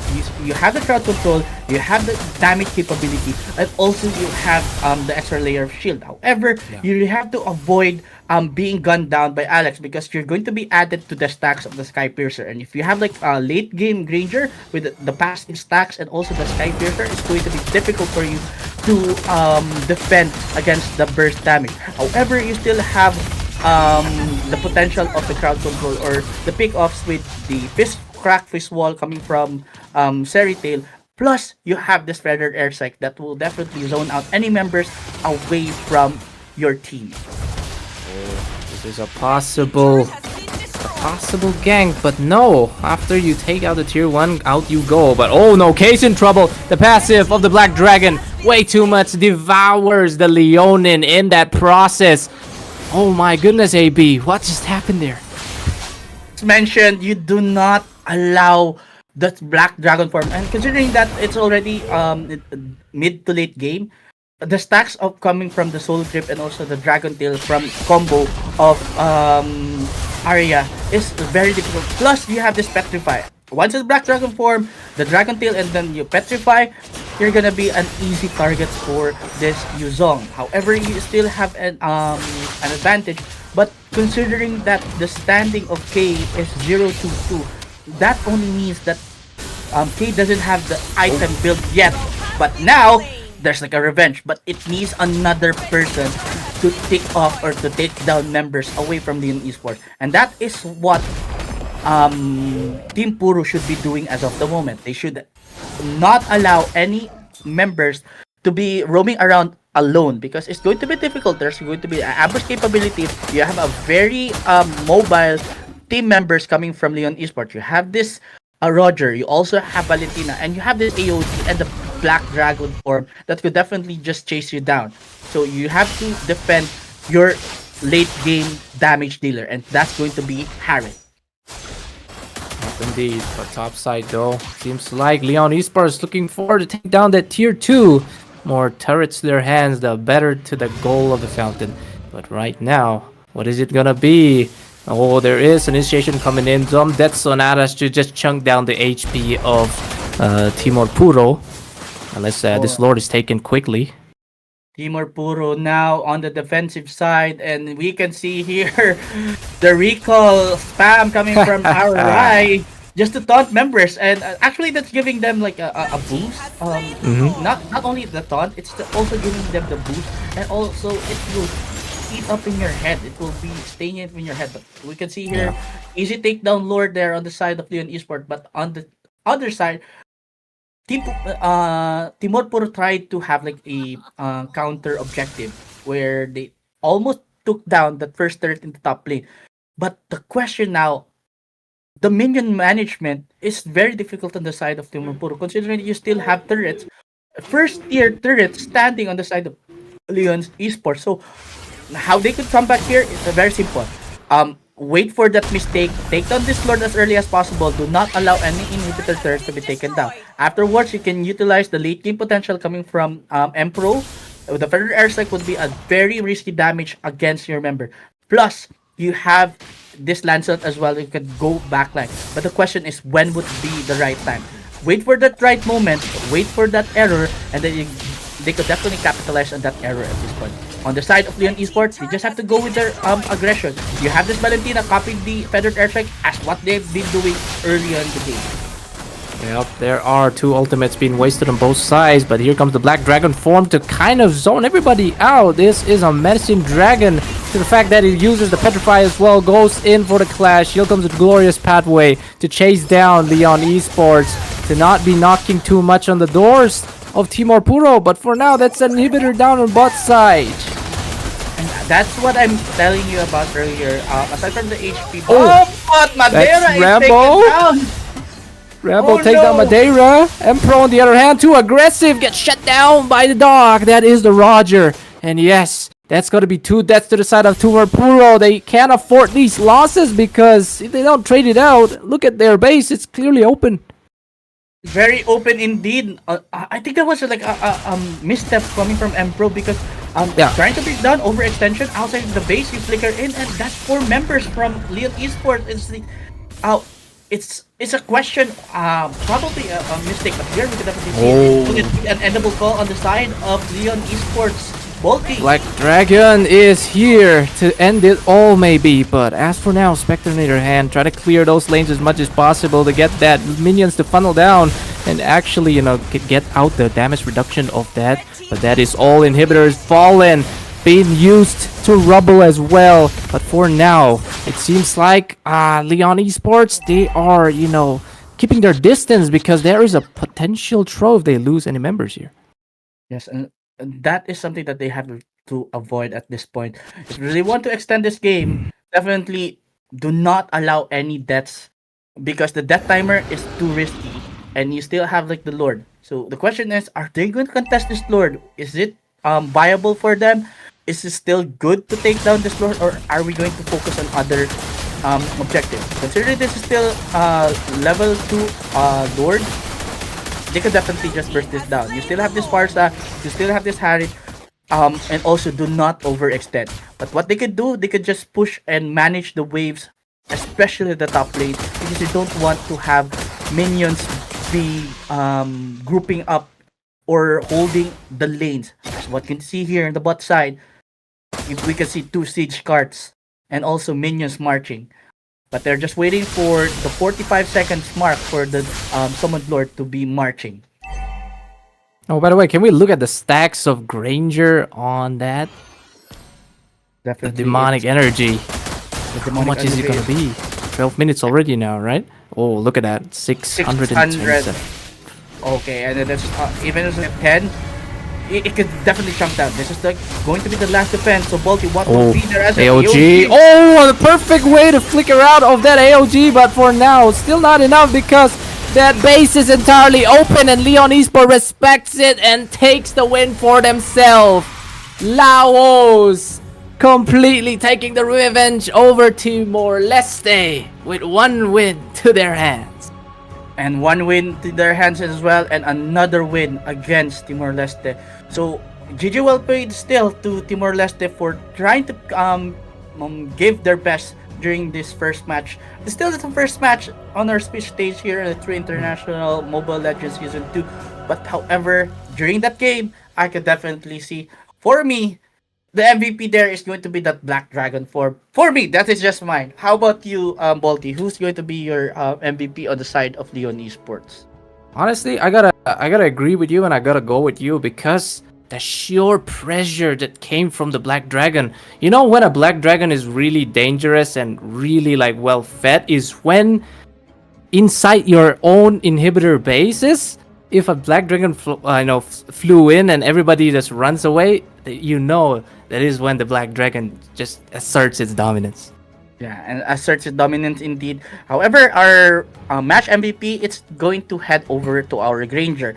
And before we even ended the game, we have seen the stacks at 600 plus with the Demonic Force. Plus, you also have the Sky Piercer. It's very evident how they utilize with that Granger. And despite the nerfs, you can still utilize a Granger with this kind of build as well. With an Assassin build, the physical penetration and the hybrid penetration is there.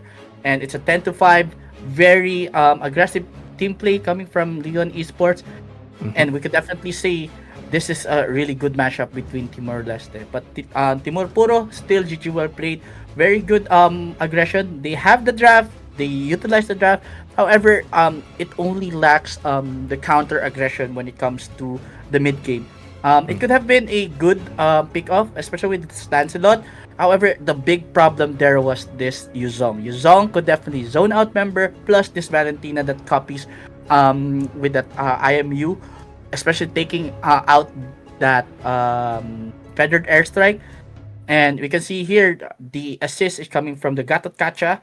And also we have this Granger, both the rich guy and the carry, plus the sandbag here. It's definitely going to be Yuhu.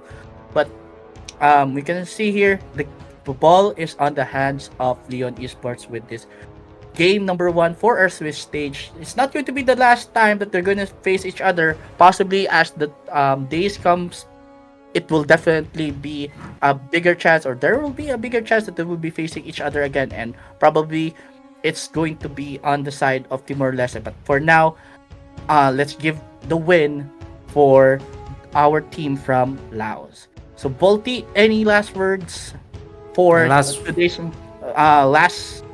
for our first 2 matches for today? Honestly, I would say that this is such an experience, and especially I should say thank you to our analysis, our color, our anchor right here, Ash Bulldog, or walking us through, tirelessly just analyzing all those matches. I barely even have anything to say about that. So thank you for your service, sir, and I hope we see you in the coming days. Of course, and that is my partner. Where's the other map? Oh, here. Yeah. This is Volti with the solid play-by-play, and definitely it's an honor as well. But it's not going to be our last time for you guys to be seeing us here, because this is just the first day, and we're still going to have 2 more matches here later on. So don't go away, because we're still going to have 2 more matches casted and hosted by Sebastian and Debbie later on for our match 3 and match 4. But for now, this has been your casters for the first 2 matches. My name is AB, and with me, Balti. Don't go away. This is True International Mobile Legends Bang Bang Tournament Season 2.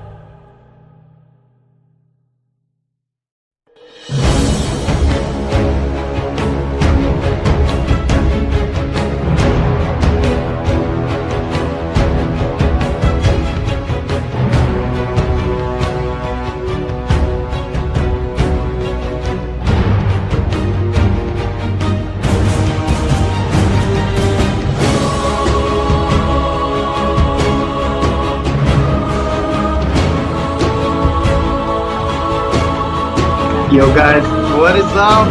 I would say we are finally back from break as well. This is gonna be the special your caster along with Debbie. So Debbie, how are you? This is our first time just trying to, get into this national costume, so I'm really excited to listen. And I think we also have our guests, for the interview too. But before we get into that, do you want to introduce the teams for today or now in this match? Oh yes. I think I would say proud to say that it's gonna be from Indonesia. It's gonna be Cosmic Frogs. I've watched the play, man. These guys are good, man. I'm so happy to be casting for them as well. So it's gonna be, it's gonna be from Timor Leste, and it's gonna be the team which is Veni Vidi Vici. Is it? If I'm not mistaken, I'm so sorry. If I do make a mistake, do correct me on that as well. But these guys are no joke as well. We've seen what they can do. So I think we will be getting, an interview. I think, if I'm not mistaken. Yep, we are going to be having an interview, but we have our team for today right now. It's going to be V3 Esports into our camera right now. We can see them under the picture here. Hello, how are you doing?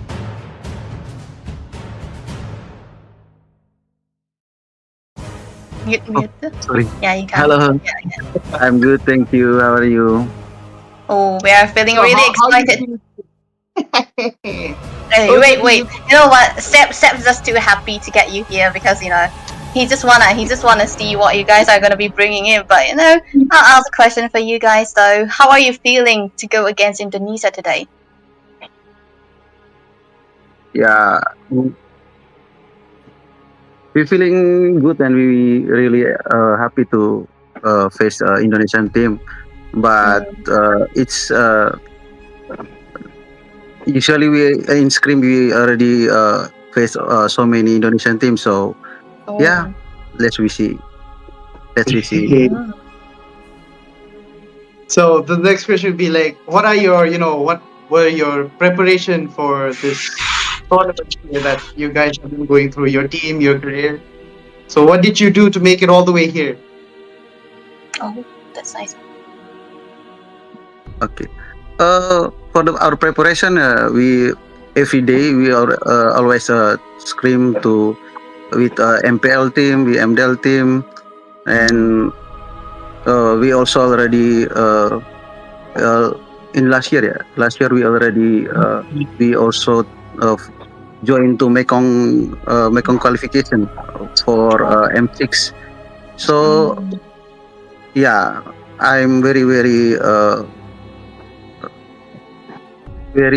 confident to this game, and I'm very confident that my team, VD Esport, can beat Indonesian team. Oh, that's wonderful. That's wonderful, man. I'm so glad you guys are coming on here, on to the international as well, to show off what you can do. And that is, that type of confidence that you have is what every single team needs in this platform. So thank you so much. We do have one more question, I think, Debbie would like to say. Nah. I think it's gonna be fine because we are good and because I'm really excited that we have our teams who are really comfortable and very confident, and we know that they are also gonna be good here. And I think this is their first time also just trying to face. Not their first time trying to face Indonesian teams, right? So we'll never know what we're gonna be getting. Oh man, I'm so excited to watch, the type of strategies that they're going to be picking out, and the many things here. Oh, we do have Cosmic Frogs here. Let's go. Hey. So I think we would be interviewing once again because these guys are no joke. Teams are so good as well. And I think it's finally unmuted. Is it? Yep. Okay. Coach Agile, man. Okay, hello guys. Hello. How are you feeling? Yeah, I'm fine, thank you. So, Cosmic Frogs, your team is so good. Thank you so much, guys, for coming in into international as well. First question I have to ask is, how do you feel about today's game. What are your thoughts? What could happen and what could not, and what you think will be, going through your team's mind? Uh, I think we just make a preparation more because we know this international team is not. We cannot think easy. That's why we make most of our preparation Mm. more better than before. That's wonderful. That's wonderful. So, David, do you have anything you could ask? Yep. I think we heard what we heard, so I think it's only gonna be the accents that we're gonna be seeing. So, yep. Thank you for joining us right there. We'll see you on to the other side, though. Sorry, can you repeat that? Oh, all I'm saying is that show us with accents what you have on your kit. So, see you on to the other side in the game, though. Oh, okay. Yeah. All right. Okay. It was good. Okay.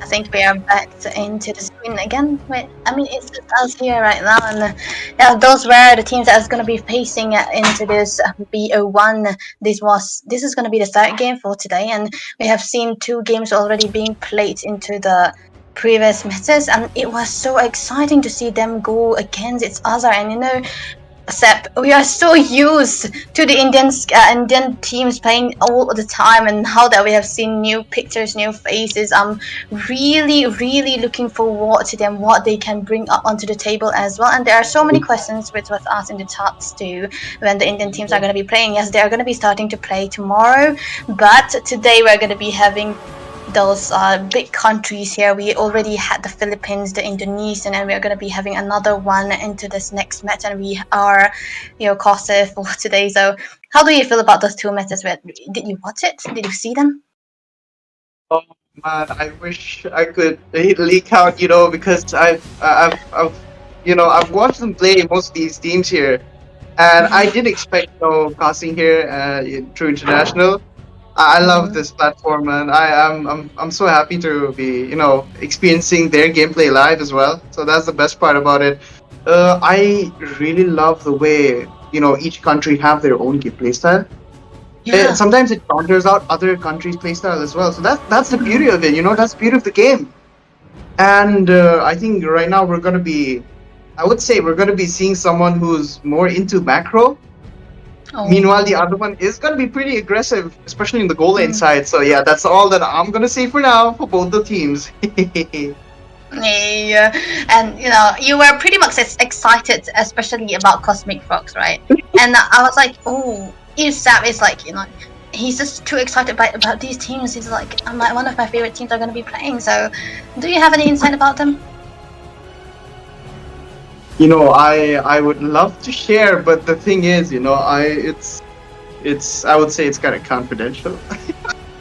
Okay. They're gonna prove themselves in this match right now. I would say both the teams, even this team from Timor Leste is no joke at all. Veni Vidi Vici here, they're strong. Yeah. I would say, and they're going to be a pretty hard contender against Cosmic Frogs. But both these teams are no joke. The way they're going to be picking out the heroes here is going to be counter versus counter, or it could be either way. Over the fact that the counter is going to be the one who's going to be failing at the fact that they're going to be missing out their lanes. It could be that as well. That's all I'm going to say for now. But you have to witness what I'm going to be excited about here. So I think that's the best way to explain it here. I think it kind of makes sense, right? You just do not want to ruin the surprise for us. But yeah, one thing's for sure is that we do know there are a lot of teams that in the metas, and also we got a little insight too.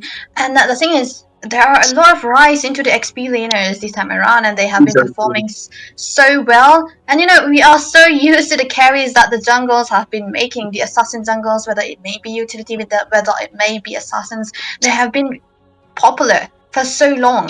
But then the meta suddenly shifted for the XP laners here. There's a lot of rise in the Lapu Lapus players, the Yuzongs, the Benedettas, the Arlott even, and there's the Uranus too, and they're so unkillable at that point, and they have the equal amount of damage as well as sustains too. So this time around, I think we're not gonna be seeing a gold lane or a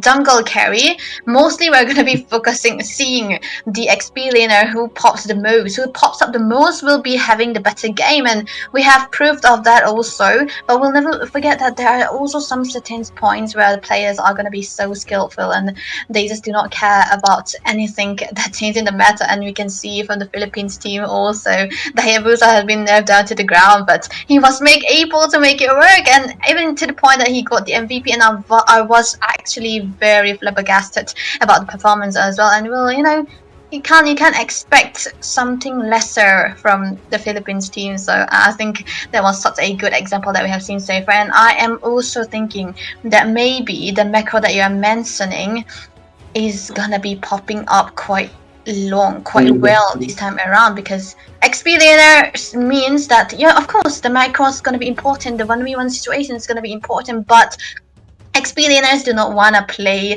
in the lane. They want to play along the objective. They want to play along with his team. So macro gameplays are what we're gonna be seeing with such so much of a rising popularity. I have to say I love the fact that it was the jungle meta then. It was the tank. Now the previous meta was mage. Now it's the EXP lane again. That's the best part about it. The thing is, I think I would say it's really, really underrated. But I would say that I think the most important lane besides the roam would be the EXP, because they're basically the second, front line, or the one who's going to be making the play. They're going to be the one who is in the, the playmakers. They're going to be setting up the opponents for his teammates to take in pretty quickly, or getting the one who is the main target for the objectives as well. It's all into what I would say how well the EXP lane is gonna win, because sometimes EXP lane versus EXP lane, it's lengthy. Both of them have damage, both of them have durability, and sometimes both of them have lifesteal. Like watching Camus versus Yuzhong is like 5 minutes into the gameplay, you're just watching them fight off for ever since the 5-minute mark had started as well. So little things like that, we're gonna be witnessing where the EXP lanes are gonna be marking their mages. It could be Farsha, could be the Eudora, it could be the Kadita. And either way, the EXP lane makes it so that these guys are gonna be able to fail. So that's the beauty of it, I would say. Yep. And I think you're right. And even the change up in the goal, the XP minions also, I think this is gonna be such an important point, because into the 2 to 5 minutes of the game, the minions are gonna be providing extra more experience. So that means those minions or those waves are gonna be such an important part for the early part of this game, and definitely you're gonna be needing a snowball, and you do not want your XP laner to be behind again. So that's what the metas is all gonna be shifting towards. And a lot of buffs heroes, like 50+ heroes have been buffed, and a lot of resilience because of the change up in the resilience as well as the healing potential that we already have see the change in ranked games also, and even tournaments also. So even the rise of the Rafaela with the divine resurrection also, I think it's gonna be such an important. She's gonna be playing such an important role in objective gameplays. And when you focus on the macro gameplays, you being not picked off is gonna be the best part. So when you get picked off and you have an instant resurrection, isn't that going to be the best hero to use? So I think Rafaela is going to be popping quite a lot too, but we'll never know because it's still going to be banned away. And I think with the rise in the macro gameplays, right, the XP lane is popping again.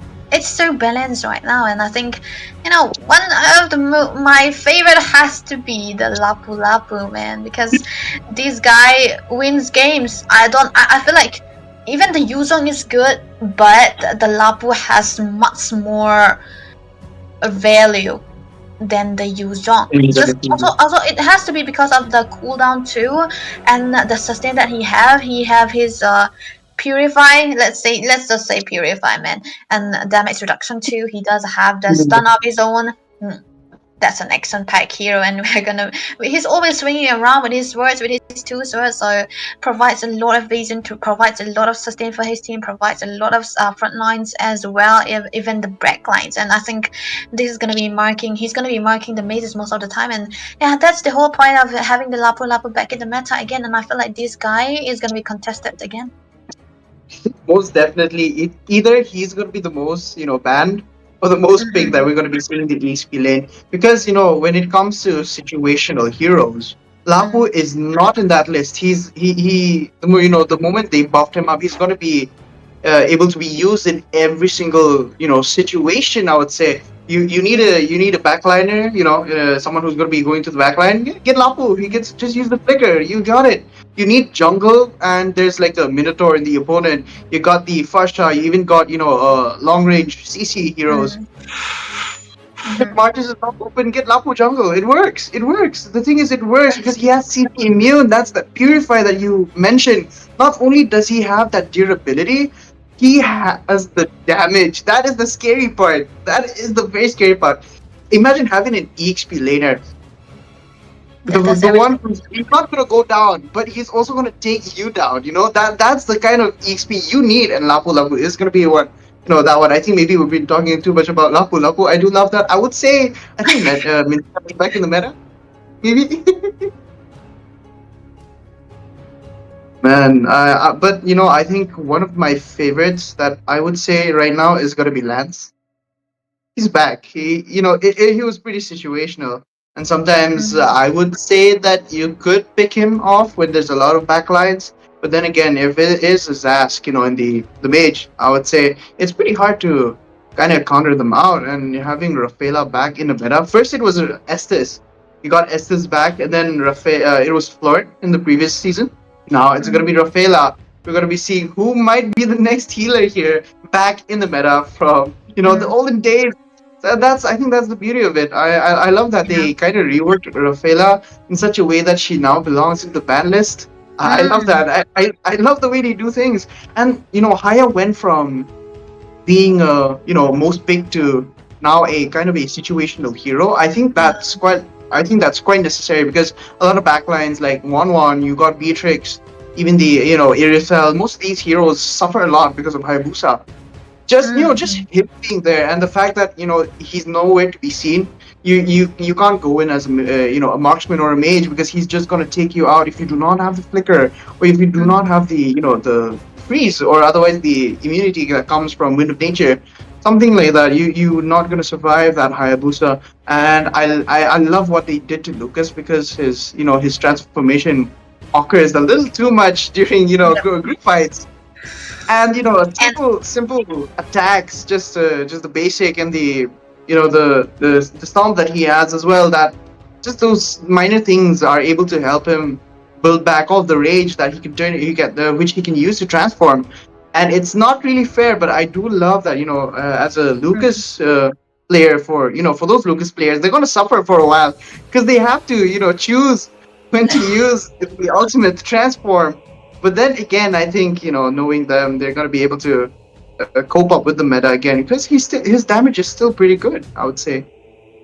But yeah, the NRZ is just being nerfed, right? So a little bit of a lower longer cooldown for that. But yeah, like you mentioned, I think he has to be toned down quite a lot because it has been contested most of the time. And I've seen in one of the games that the Valentina was able to, and that has to be like, how can a duplicate be able to win against the originals? That was the question for me there, and I felt like the nerf was hitting him quite a bit, and not a lot, but a bit, to the point where he is able to be countered. And one thing I would also like to mention is that the rise in the Xbox too. The change, his ultimate as well, he is able to spin 14 times. That's double the times that double the time that he usually do. So which means he's gonna be dealing a lot of damage as well, and the regaining those armors back instantly. That's something that's very amazing for an Xbox. And you know, when the utility is being popped up, we are bound to see the Xbox back again. And you know, like we have mentioned, 50 plus, I think it was around 57 heroes being adjusted, being changed, and a lot of them being nerfed as well. But the Farsa hasn't been touched, right? So the Farsa is still gonna be popping coil on, and I think he's such an amazing hero to be used again. And with the nerf onto the Hayabusa as well, there has to be another assassin that has to be an answer for those overpowered mages. And that has to be the Lancelot again, right? And I think, in comparison to other assassins, the Lancelot does well against the tanks because he doesn't have to always be there to attack them. He's gonna be there to out-farm them, to out-rotate them. And I think the Lancelot does have a lot in his kit that can provide to that. And I think he's gonna be also an option that we have to consider as well. Exactly. You know, I would say people may kind of disagree with me, I would say, but then again, in my personal preference, out of, you know, ever since playing since, 2016, I think the most balanced assassin in, the Land of Dawn is Lancelot. He's got damage. He's got damage increase with stacks. He's got the penetration. He's even got the CC immune. You know, that's scary. He's even got diving properties. He has the way to get back in. He has the way to get back out. He has the, the sustain in the sense. I would say you got a War Axe and the Queen's Wings. And now it's so sad that Endless Battle does not have that 8% hybrid regeneration anymore. But oh my goodness me, we are finally starting in Kumpalan Multiverse versus Cosmic Frogs. It's gonna be Timor Leste versus Indonesia here. My goodness me. Oh, I'm liking the bands coming through for Kumpulan Duwur. We have to say that, right? V3 Esports. But okay. The bands coming in, they are actually into the first pick, so they're banning out the chip as well as the Matilda. The chip does provide a lot of macro factors, so I think it's very understandable for them to take it away. And I think they do want to play into the far lanes as well, because the chip does well against those heroes that wants to play all over the map. And that has to be the reason that they banned it away. And the Matilda is a no-brainer, to say the least. You always have to take away the Matilda, man. You do not want to see the skills coming through as well. The nerf is not going to be enough on the Matilda. But the first song, though, very understandable. It was actually a very safe first pick, but then again, they are the one actually banning it out. But look at the side of Cosmic Frogs, though. They banned 3 tanky heroes as well as a Yi Sun-Shin. Oh, actually? Okay, that's pretty good. Minotaur has been shining so brightly in the roam right now. Considering the fact that he was never in the meta list in the last season. I think that is pretty good. He's back in the meta, but oh my goodness me, Kumpulan Tuwir have taken out Roger there in their arsenal. Now that is scary. Wait. Look, oh my goodness. The first pick for the side of V3 is the Roser, right? It's still a flex, but I would prefer a Roser into a jungle this meta around. I don't know, but I like it better when it is into the jungle, because it's gonna be having a lot of space to farm as well, and the way to go for the snowball to try to outmaneuver all the assassin jungles that can be possible for the side of Cosmic Frogs. But again, Cosmic Frogs, they ran for the first pick, Fredrin. So the Sigma guy is already picked away, as well as the Kimi. So no flexes for now. The Granzo is still open out there, and V3 will be picking it up. Oh my goodness me, Kalia is open along with the Granger. Now that the thing is, Kimi here is a flex pick, so you never know if she's going to go to the goal lane where Granger could possibly be out farm her. But then again, oh my goodness me, we got 1-1 coming up here from Cosmic Frogs as well. V3 here have picked up the Kalia, so it's going to be pretty good. You know, they're going to be able to single out that Fredrin before he deals way too much damage. So that is pretty good. That is looking pretty good. I think they are more focused on what can be bad against the Fredrin. I mean, what can be good against the Fredrin into the hands of V3. So they are the one actually picking it up for themselves too. Because I think into the lane, the Granger does have a better lane in comparison to the 1-1 because of the range that he have. And also, I really like a 1-1 when there is a pick-off hero like the Kalea, and I think we understand that V3 are just the one to go for the pick-off and Instaburst with the 1-1 with the Granger as well as the Kalea here.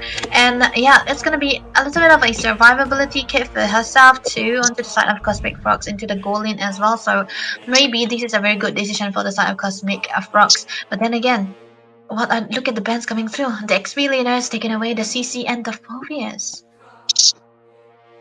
Goodness me, Angela is taken out as well. I did find it weird, but there we go. There we have it. We have the Rafaela ban. That is good.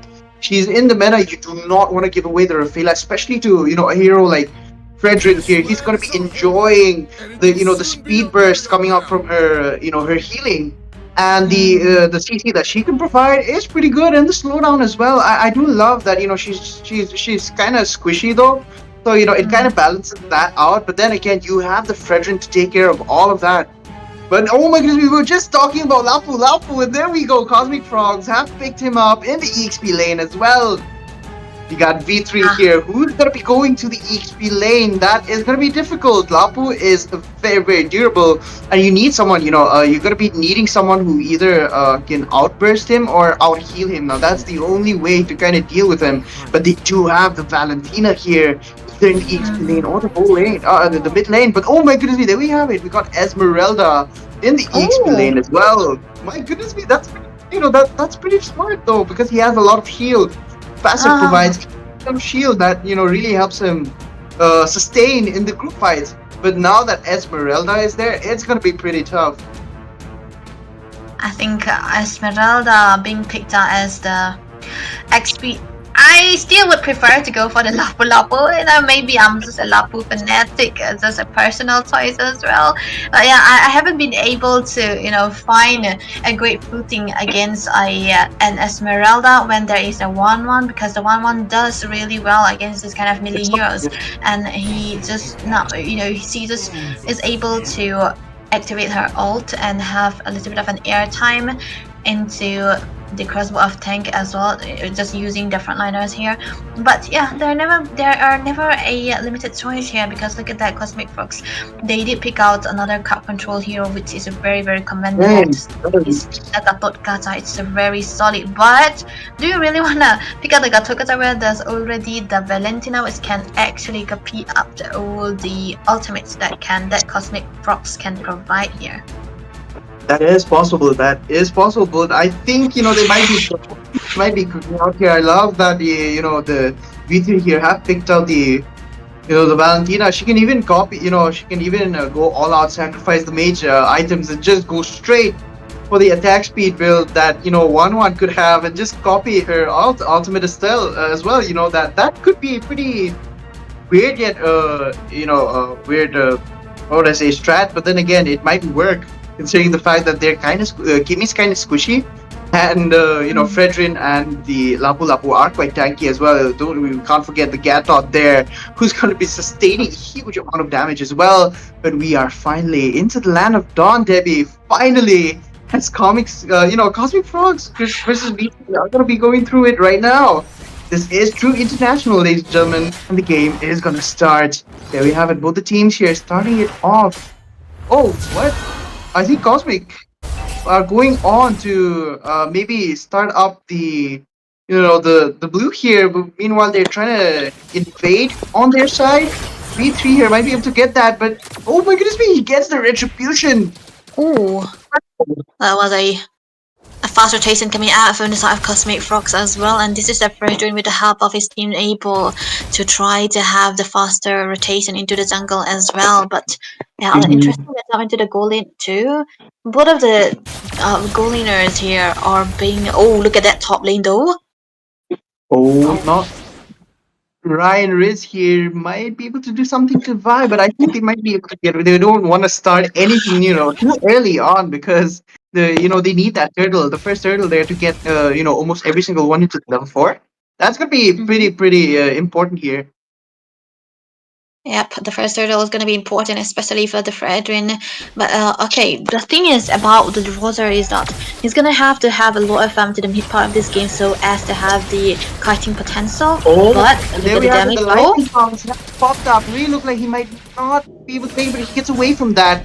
That was a decent amount of damage coming in from the new buffed Roger as well. He's back in the meta. He's kind of situational in the previous season, but Fredrin here has already started taking it off. Cosmic Frogs might be the one to pull this off, but we do have Kalia here.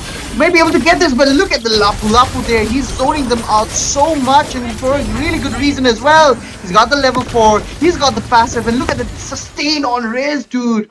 This is the thing that we were talking about. You do not want to give Lapu Lapu away so easily as well, and just kind of hope on Esmeralda to counter off because he is buffed. And look at that, even the Pivot QT here have finally taken off the ultimate coming in from, Lapu as well. Got Vander Dutch here coming up. I think, Frederick's doing a pretty good job taking away their jungle as well. Yep, he has been able to steal it all, but the bravest fighter up on top lane though might be a ways instead, but there has to be a recall coming through for Reese here in order to gain back his HP bars. But yeah, this is the Lapu Lapu we're talking about, but a quick item tech onto the hands of the Fred, and it has to be the Molten Essence to help him with the clearance with the jungle too, and I think he's going to be needing that, especially when to the early game, because he's going to be, a little bit slow, but look at mid lane though. Oh, look at me, what a beautiful Grand Slam coming up here, but there we have it. Ree gets away from that. And Kalea does not have her ultimate skill right now. Yeah, and that was a long... They're just teasing it out at this point, and I think both of the teams, they are Exactly. Oh my goodness, look at Nopal. It's not working out here. Roger gets away. Transform just enough to get away from that as well. That was a pretty close call and could have been a devastating first blood for the side of V3 here. Got Rigo trying to farm up as fast as possible. He's picked out a really good, a hero against 1-1 though, because he's got the range. 1-1 has to, kind of destroy the market there in order to actually deal some really good damage in as well. But even then, if his farm is good enough, I don't think it's going to be needed there. But we do have the second turtle coming up as well. Yep, Nopal, it's going to be important. Oh, maybe there's something. Once again, Granger coming up all the way from his gold lane to the top lane. Look at Lapu Lapu. What? I think he might be able to get this. He gets the retribution once again, and there we have it. We got right here. I think he might be able to get away. He does get away. In fact, Nopal is able to stay long enough to help Ree get away, but I think that was not a good sign there to get us back in, but he does. He gets back down. He gets taken down along with that Kimmy there. Beautiful double kill coming up from their side as well. It was a bad move. Oh no. I think V3, I feel like they were just trying to look for a little bit of a compensation right here when they lost out the turtle, and I thought it 1 second right there could have been so bad for the side of Cosmic Frogs here, but unfortunately they weren't able to take any kills for V3 here. Instead, they are the one actually falling down the sustain coming on from this from the Gatot Kata as well. It's just so amazing. They could have lose out everything here, and I think this time around V3 they are losing everything at this point. The turtle 4 kills onto his hands as onto the side of Cosmic Frogs as well, and I don't think this is a game and this is a fight they should be taking anytime soon, because now that the mid game is already gone, the early game is already gone, and they do not see any kind of snowball into the hands of the Roser here, or they have to be careful on what kind of fights they have to choose. Look at that, roll ball again. Oh my goodness, once again, Nopal makes it, but Riz gets taken down once again. Roger, he's doing a pretty good job with the Lycan Pounce as well. Rigo trying to distance his team in order to help them recall as well. That's a good sign. I think he knows where they are. So he's just kind of baiting them out, but he has a really, really good amount of the, sustain there and the defense as well. Gonna be able to get out on most ganks coming up here, but if the taunting coming up, the Terrify coming up by, Valentina here, if he's able to time it really, really well, they're gonna be able to get that Gato out and remove the annoyance once again, but no foul. Already, onto the third turtle again. Yep, and it's gonna be so important for V2 to not try to contest for this, because yeah, this is definitely gonna be a lose turtle. Look at that dive though. Oh my goodness me! Look at that! Riz is the one that gets granted around the opposite side of the map here, but unfortunately Cosmic Frogs, they were reading these out so well. The presence of the Lapu, the dive coming through, the damage that they had right here, and the presence of Kai TZ onto this 1-1. I think he was able to do so well onto this game, and triple kill onto the hands of 1-1 is something you do not really want to give away, because into the middle part of this game he's gonna be a menace. He's gonna be able to kite all over you and just use your front line as a main damage source and try to get into the back line as well. And this is something that V3 has to be actually mindful of again. And yeah, they have to be very, very wise in the decision making as well. And yep, so they did a really good job trying to trade out onto the top lane as well, because that's the only way they could have compensated for all the loss that they had suffer. But the thing is though, for Cosmic Frogs, they did have a gain onto the bot lane too, and yeah, there's a lot of damage down to the hands of the Kimi right there, and yeah, it's just being, Cosmic Frogs all over the map, and yeah, the Fredin pick here is just really, really good for them. Once again, they have a pretty good lineup V3 here, but then again, the only issue is that Lapu is there, and he loves zoning them out, and he's doing a really, really wonderful job as well. Look at that. Again, Riz is ready. He's just, wasting their time. A beautiful flicker coming up there as well. Vander Dodge is taken away. That was pretty quick. Kyra TZ, man. He was able to do something that really, really worked, and I think Cosmic Frogs are in a position where they are very, very comfortable, and whenever they want to go take for a fight, they will be able to take it as well, because look at the jungle level gas. It's just 11 for Roser and 12 for Nopal already onto the Fredwin here, and I don't think that this is something you do not wanna see onto the Roser, because you wanna have that early game snowball. Just a little bit would have been enough, but I don't think Roser does have the ways to try to go into the backlines this time around, because a lot of damage already built up onto the backlines or the side of Cosmic Frogs, and the only way that I can see them have a little bit of a comeback is if Vander Dutch here is able to get a Tsunami Slam onto the important members. But the thing is, they have a 1-1 onto the backline for Cosmic Frogs. He does have an inbuilt Purify, and even Alpen here onto the Kimi, he has the Purify, so I think the choices are very low to who he goes for, and I think the only option has to be the frontliner Ree here, and even then I don't think they will be able to burst him down. Exactly, the Lord is launching in with 7,400 gold difference on their side. 311 here. They're finally able to get that down. Lord is marching up. They have to win this, otherwise, the defense is just gonna fail. It's not gonna work out well, but they do. Alright, V3 are able to defend this a little bit as well. They're gonna be able to, get a little bit more gold as usual. But then again, Cosmic Frogs are too big. Oh my goodness, we want a beautiful creep coming up as well. But the Grand Slam does not work on their side. Lapu once again. But oh my goodness, Paratizi is taken down instead as well inside the turret. This might look good for V3 here. Nopal looks like he's gonna be in trouble. He gets down, he gets taken down as well. Oh, Lapu here, he's just playing with fire at this point. He's not able to, get away from that. In fact, I think that was a really, really great mistake in, trying to pick a fight over there as well, because, Nopal was taken away and he wasn't able to taunt most of the heroes there as well. We got Lapu, we got Valentina here copying off Lapu, dealing a huge lot of damage, not only to Kimi, to Nopal as well.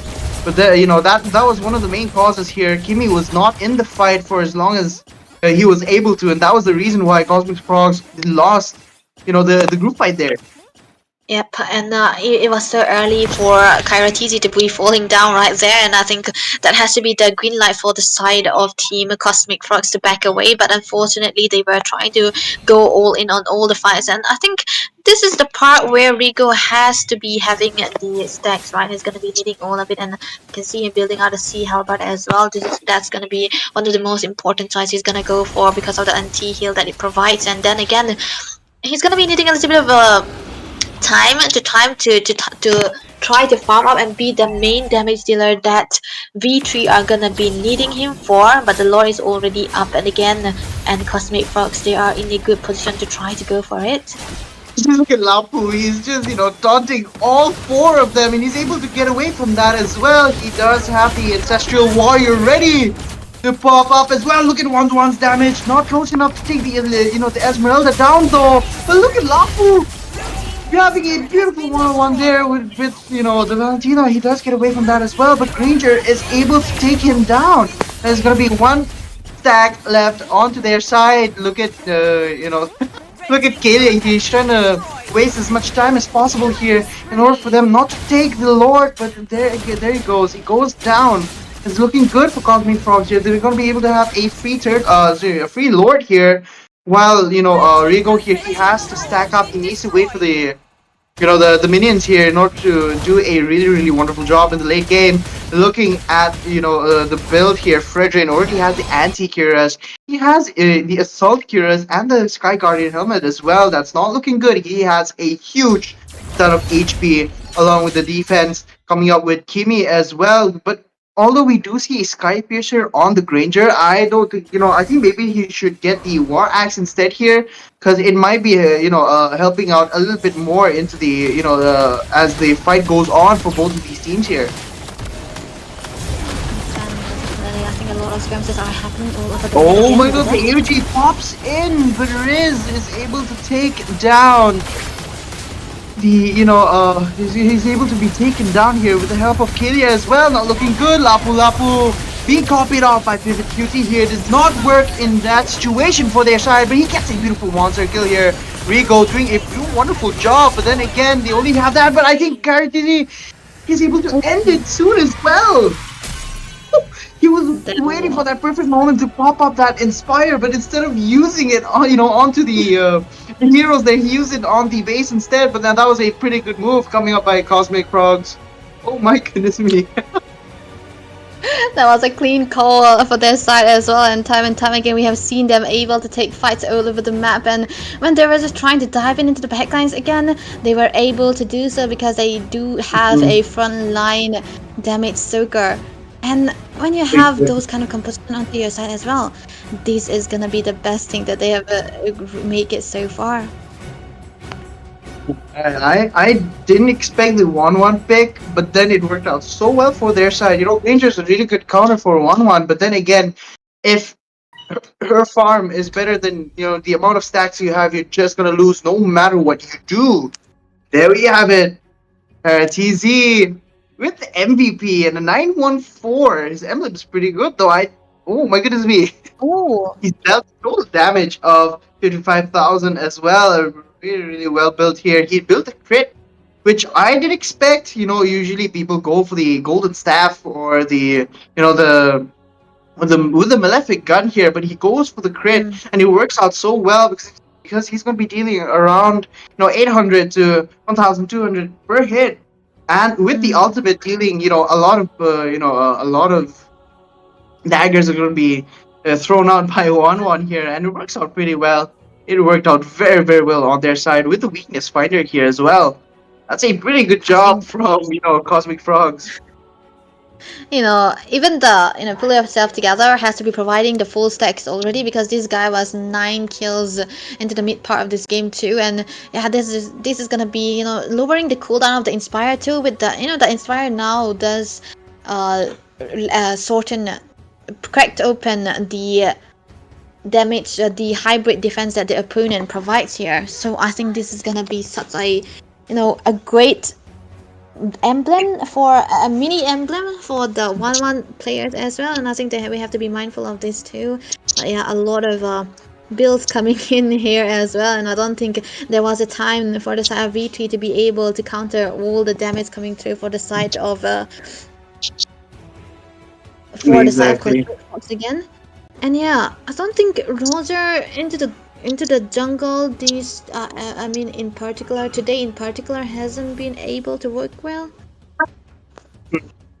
Yeah, I mean, the thing is, the issue with Roger is that you need a lot of, defense in a sense where you need someone who's squishy enough for him to be able to, take out in an instant, because that's the kind of hero that he is. The Lycan bounce is going to, reset as quickly as possible as well for him to do another Lycan bounce. So he's kind of a finisher in this current meta, so it's not really worth that unless you have a really good support hero in the roam section here. It could be the Rafaela, the Matilda, or even the Angela at that point would have been pretty good shot for V3 here to make Roger work. So that was, I think, maybe one of the main issues here that they had to work on. Then again, that was a pretty good job from both the teams, I would say. Yeah, they were able to play well, able to do anything that they could, and I think it's very commendable for the side of Cosmic Fox, because their game style, the way that they were playing, the way that they were able to do all the things that they did in game, I think was perfectly on point. And the only mistake that we have seen so far was when they were diving into the into the inhibitors where they got overzealous just a little bit.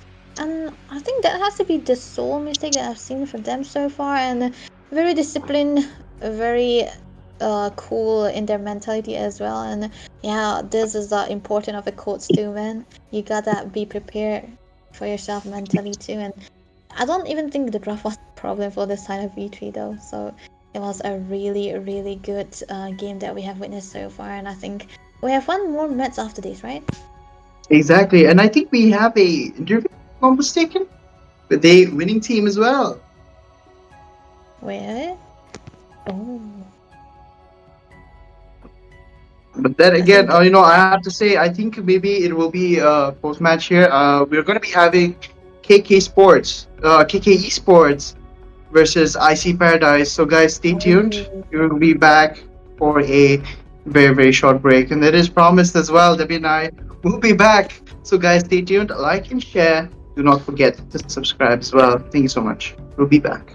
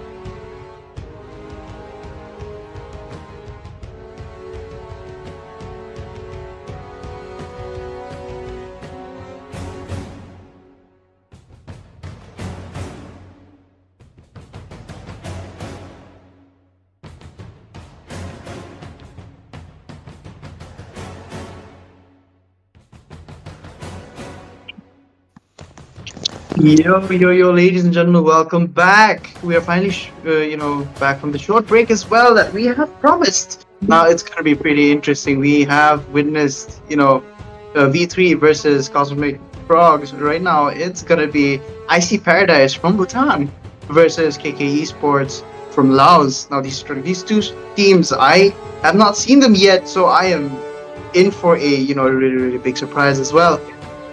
It's gonna be me, Sebastian, once again in the caster deck along with Debbie. So Debbie, how are you? Again. Again, we are back with the camera and with the setup today. And I'm really familiar with Icy Paradise because I've seen them play with our Indian teams as well. But I really want to see what KK Esports will be bringing for us as well. And I do know that we are going to be always doing an interview for both of these two teams just before the start of this match. So why do we get for KK Esports here right now? Hello Laos, how are you guys? Hi.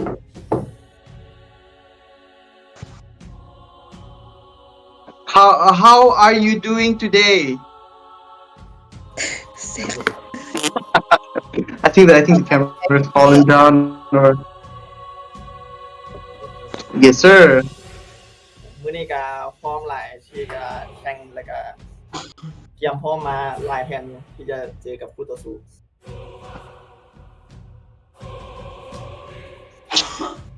So how are your plans for the preparation against Icy Paradise?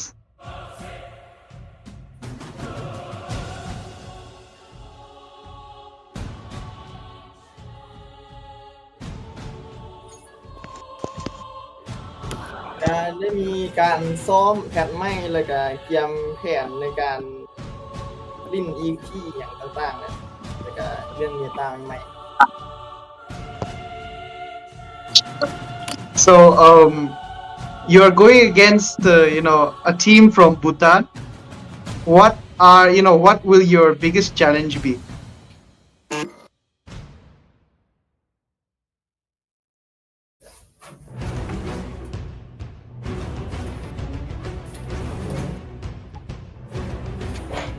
Yes.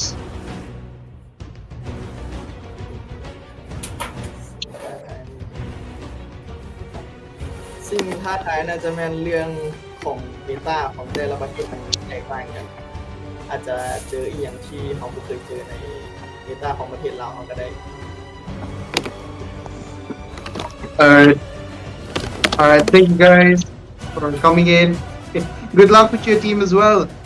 See you all soon. It's a hi, it's really bye.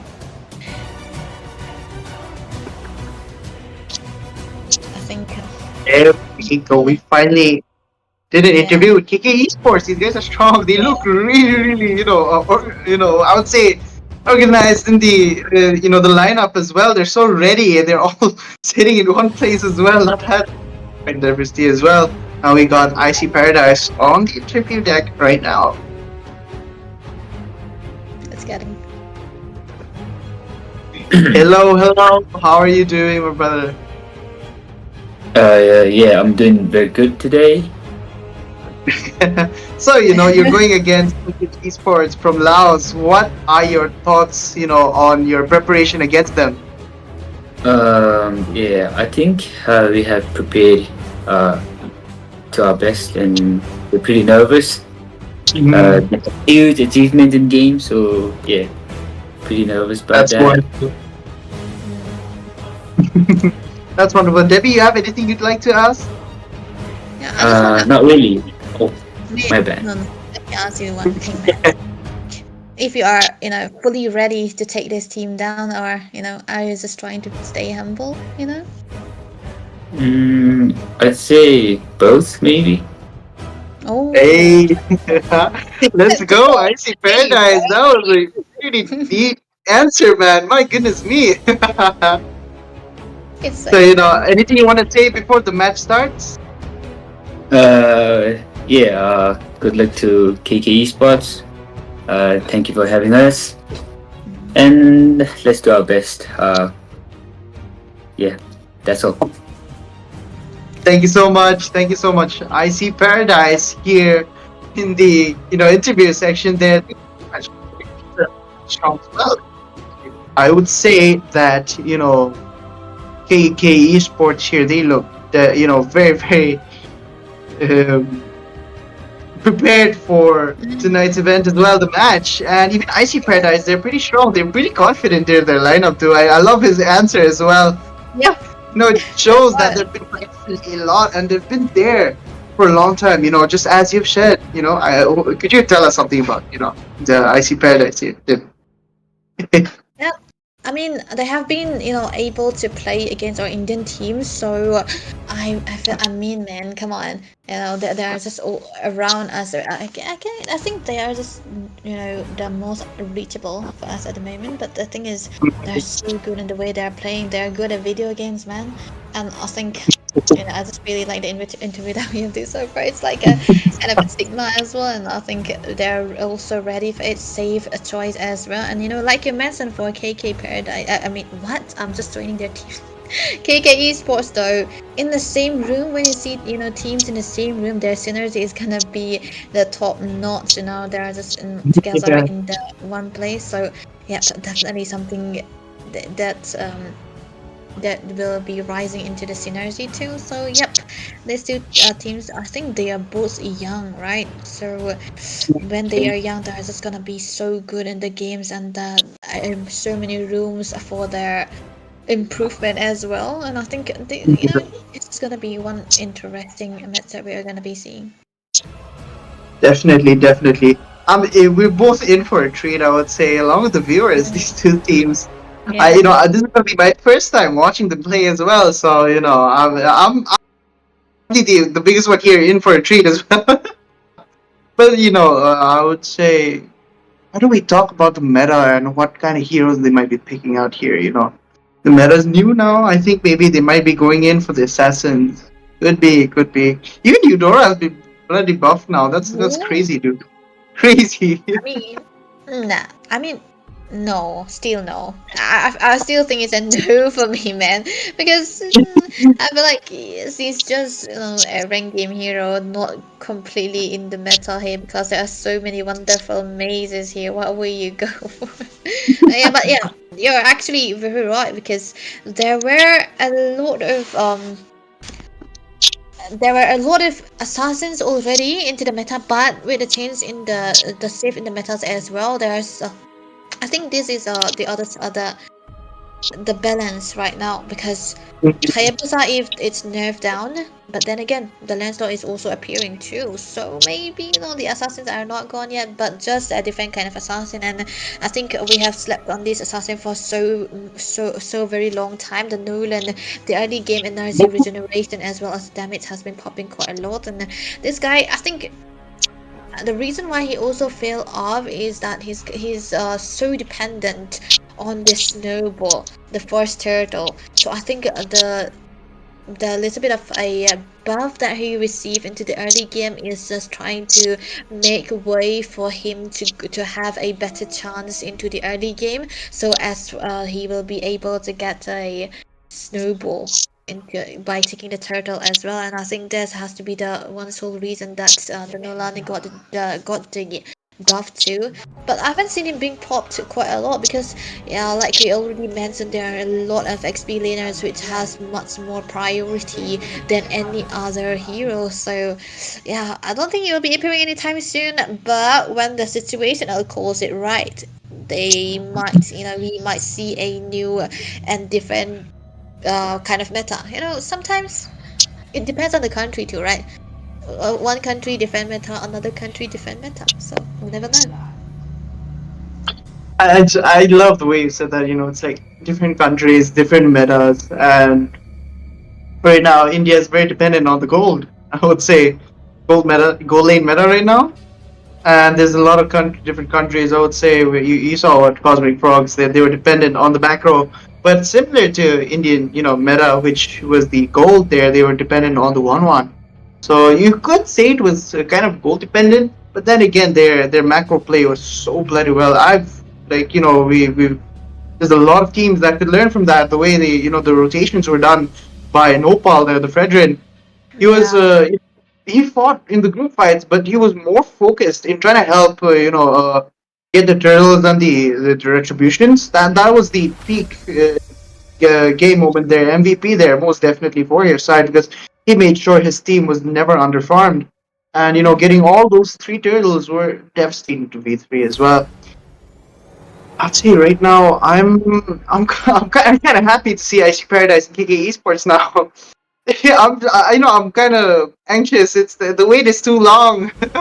And it's and exactly. Like My when you goodness wait me. for something, right? It can never arrive, something like that.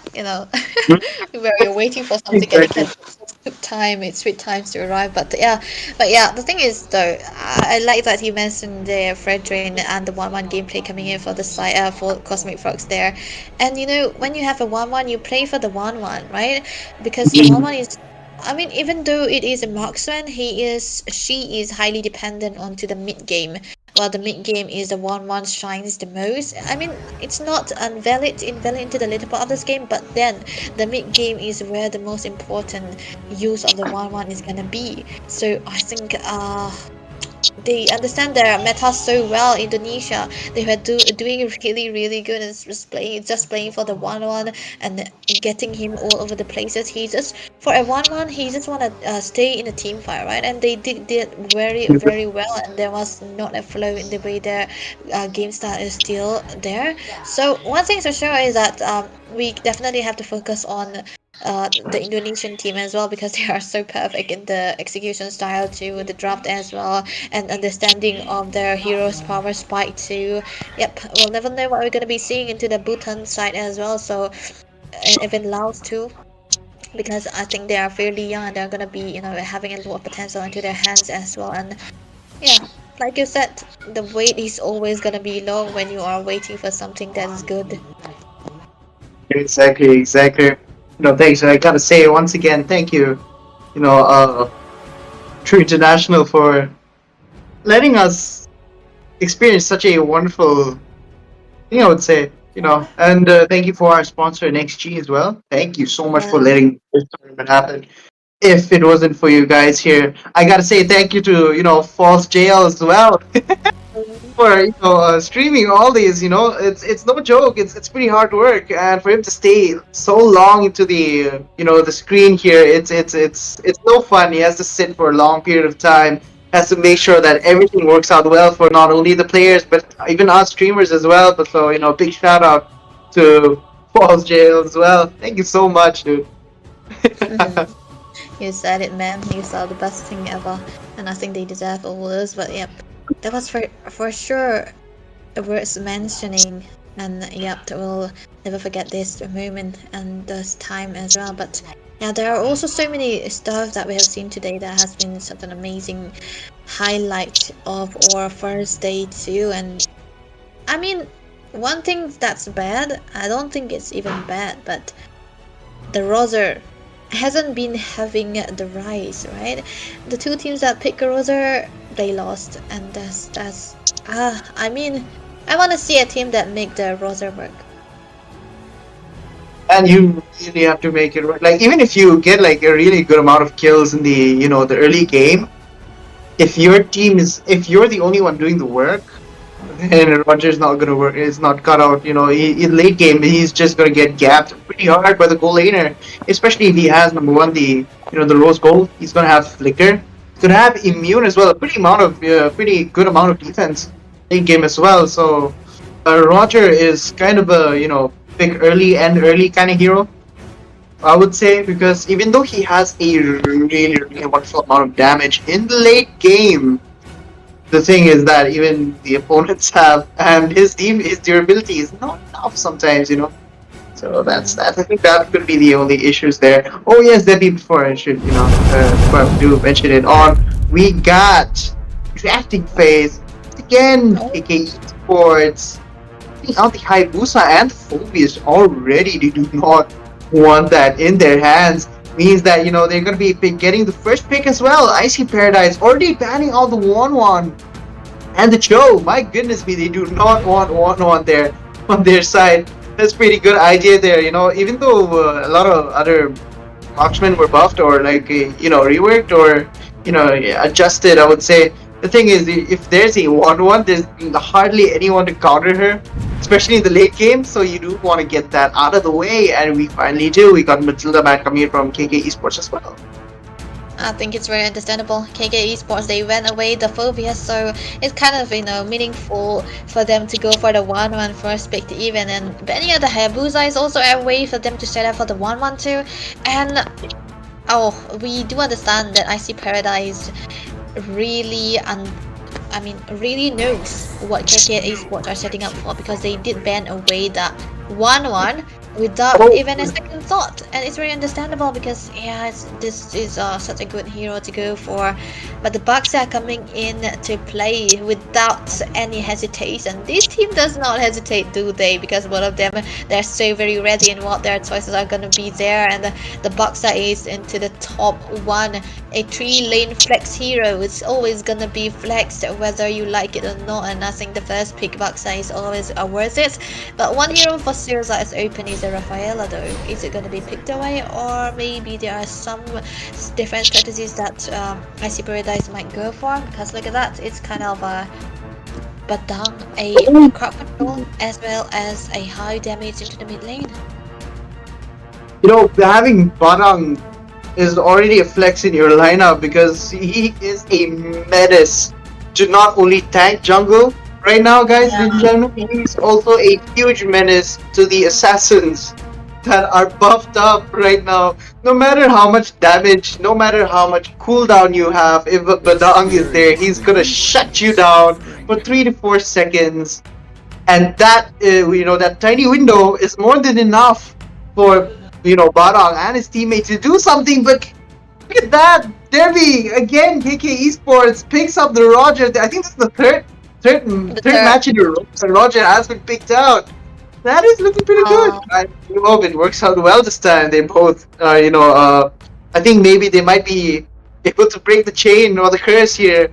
KK Esports, they would be showing something off with that Roger as well. But IC Paradise looking pretty strong with the Fasha as well. But the thing is, I've mentioned this before, having a stationary mage or a marksman is pretty scary to have when there is a Roger in the opponent, because he can really shine, like I mentioned here, outshine them in a sense where he can really burst the living hell out of them. And oh my gosh, IC Paradise, what is this? This is a big one. They want the 6-pack guys onto their team, and it's always the Lapu Lapu that is gonna be coming out on top, as well as the Badang. This is something that's looking really good. So no flex so far for the side of IC Paradise though.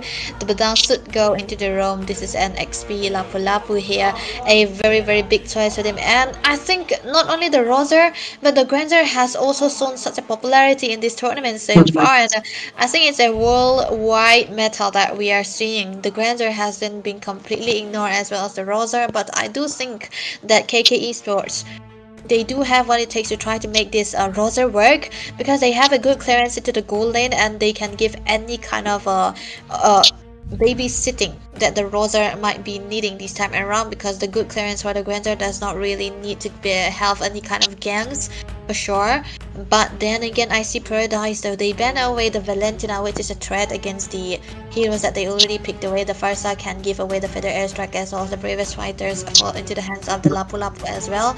But KK Esports, they have to ban away the direct counter for the Granger, so I think they are setting up for a winning goal side, right? Oh yeah, most definitely. I think Irisel ban is pretty good, as she is very difficult to handle, against her. That's the one thing. Early game you may be able to do something, but the moment she has that Berserkish Fury, the moment she's going to be picking off the Malefic Gun, now that is when issues come, the Windtalker and everything. That's when she's going to be dealing the best. She's literally the embodiment of run and gun.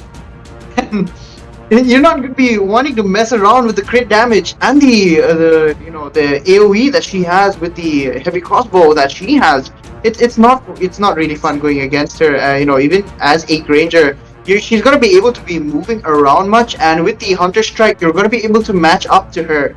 You got that, but that's the only thing you're gonna be able to do. You're gonna be able to match up to her, but you're not gonna be able to match up to her damage. Now that is one thing that people need to look out for when you're going against an Eartha. You can never underestimate one. But we do have Suyu coming up from AC Paradise. I didn't expect this.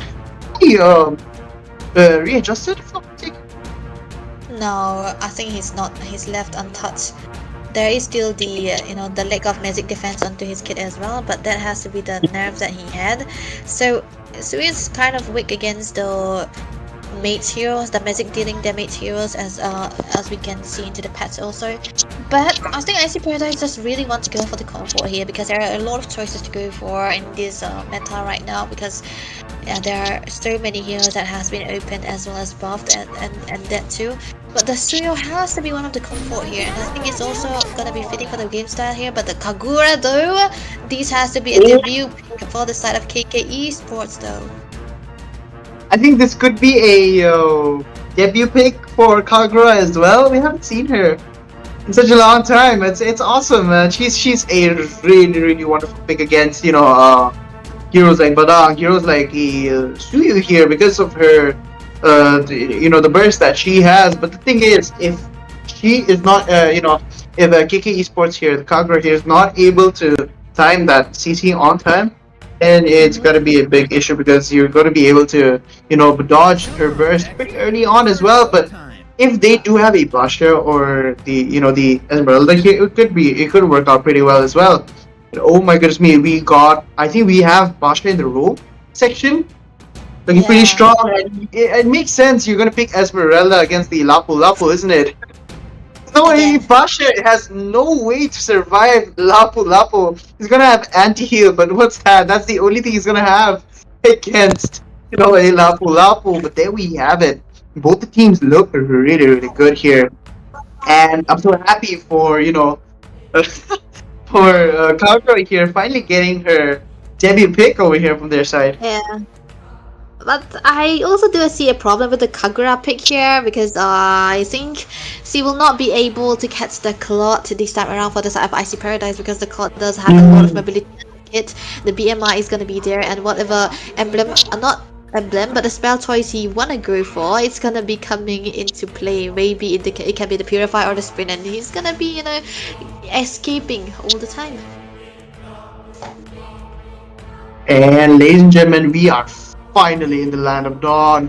True International, the game 3, the evening has finally started out, and there we have it. Both teams are looking to go into the the goal lane once again. Basha already starting out. That's pretty good, thinking there, because he's gonna be ahead in the farm as well, meaning that he's gonna have enough retro damage to steal it away from Suyu. And that's a pretty good idea here. They're gonna need that. IC needs to look out for that, otherwise it's not gonna work out pretty well. Moon needs to zone him out, otherwise Suyu's not gonna be able to pick that. Otherwise they're just gonna have to leave that lethal there, and I think they will be able to. Yeah, that's a good start actually for KK Esport here, and a quick emblem check here for Robbins onto the Rosa. He actually went for the Warcry, not just killing spree, so he just want to deal a lot of amount of damage as well. But look at the mid lane though. Oh my goodness me, look at what damage! How did he survive that? What? I'm shocked. What? He got away with not even a fraction of his HP being shown right there, so he definitely had like 10 to 12 out of the few thousand that he has in the early game. Wow. But oh my goodness, look at Demon King. So oh my goodness, Wink trying to get in on that action as well, but dealing not so much damage here. The common emblem, I would say, is working out pretty strong. Otherwise, the assassin emblem works so well on Claude as well. Oh my goodness me, they're chasing down Granger. They do not want to give him any farm at all. The turtle is finally gonna spawn in as well. Nope. Robings here trying to look like he might be able to do something, but there we have it. They need to either hit this Suyu in a really bad position, and he takes away the first blood from IC Esports as well, but he does a pretty good job. A 2 kill coming up here by KK Esports as well. I think it's gonna be an easy, turtle for their side. Once again, Alu looks like he's gonna be able to give vision there, and look at that. Kagura, wonderful pick coming up here. Mercy is taken down as well. They're looking like they're hungry for the red buff as well. Moon looking good here. Transformation has been popped up. Ooh, the fish crack coming in as well. I think he's gonna be able to save his teammates as well. He does have the red. They do have the red buff, the team. So it's not, it's not really a loss over there on their side as well. Well, that was nasty. KK Esports, my goodness me. Yep, definitely a nasty one. Taking the turtle, taking over the kills 3-0 onto the board under 3 minutes of this game already, and this means that they're gonna be having the leader. But Wings, though, I mean, he was able to have the early game potential, but Moon set. Oh, Ginger! He gets away from that as well. That's pretty weird. I don't know how he got through that wall. When I try to use Granger and I try to use it on the wall, that never happens. I just get stuck and end up getting killed. These are pro players, man. Hey. Yeah, the difference between regular. And we can see the differences, right? Because that looked like a sure kill for Moon there and Wing, but then again the Rondo comes through. But look at the damage. Oh, good here! Oh my goodness me, the lethal ignition is already. It's away. It's away. So close. That was a pretty good combo coming up by Roblox there. My yeah, goodness. man. I mean, Oh, for a Kagura, you need, for a mid laner, the Kagura does need a lot of snowball to have the early game and have the damage. But look at that! Oh no! Roblox takes down their Suyo once again as well. Nico looks like he's in trouble, and I think they might be able to break the curse here with this. But then again, you don't want to mess with Claude in the late game, and they do have the Lapu Lapu with all of his sustain as well. But the anti-heal might be working out right now, but then once he has the War Axe and the Queen's Wings, you might be, considering your thoughts once again. But the second turtle has been slain by KK Esports as well. I think it's amazing to see the Roller popping out quite a lot, but look at another dive though. Second bounce has been popped up. The Feathered Airstrike might be doing wonders here, but he gets a win. He gets double kill on their side as well. That was a pretty good shot over there. They did miss out the retribution on the buff, but then again, that was kind of worth it there. They're finally going to be able to get back on their feet. But the EXP and the gold that has been lost by KK Esports here as well. Yeah, that was a quick one at that, and already full one first build into the hands of Kagura there. The Zenith one's already built away, and even into the hands of Nico though. He did get the glowing one for the ND heal as well.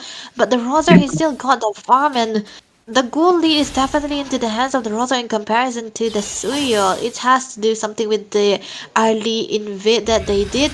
And one thing for sure is that, they are not letting the Lapu Lapu away from the lane. And this Lapu, he just wanna go into the team fights as long as possible, go try for the objective, try to zone away the opponent's side, but he isn't able to do that. Why? Because they were always on to up on top lane, able to take stop up his pass away time and time again. Mundo might be in trouble here. Oh my goodness me. They're doing a pretty good job here, but once Claude is able to get the farm, oh my goodness me, Lifestyle looks like he might be in trouble here, but no! The Falling Stars work out so bloody well for his team, but then again, the killing spree coming up by Nico here, and they're all low. Again, Lapu is making a difference for their teammate here. Icy Paradise getting back on their feet, Demon King getting ready there, but Lifestyle is a little bit too tanky for that, my guy. Oh my goodness me, he's gonna get away from this. You're gonna get clapped. You're gonna get clapped by the Esmeralda, dude. Oh no. Ooh, what? He gets a double kill, but he gets shut down instead as well. What in the world was that, Robix? Oh my goodness me, that was a nasty move coming up by KK Esports. Yeah, that's a rabbit dog we are seeing this time around, but look at the damage coming through. No. Oh no, Kagura is gonna be able to get that. Guys, Sky Piercer works out pretty well as well, and I think they got shut. The turtle got shut down immediately as well. That was not a good sign for Icy Paradise here.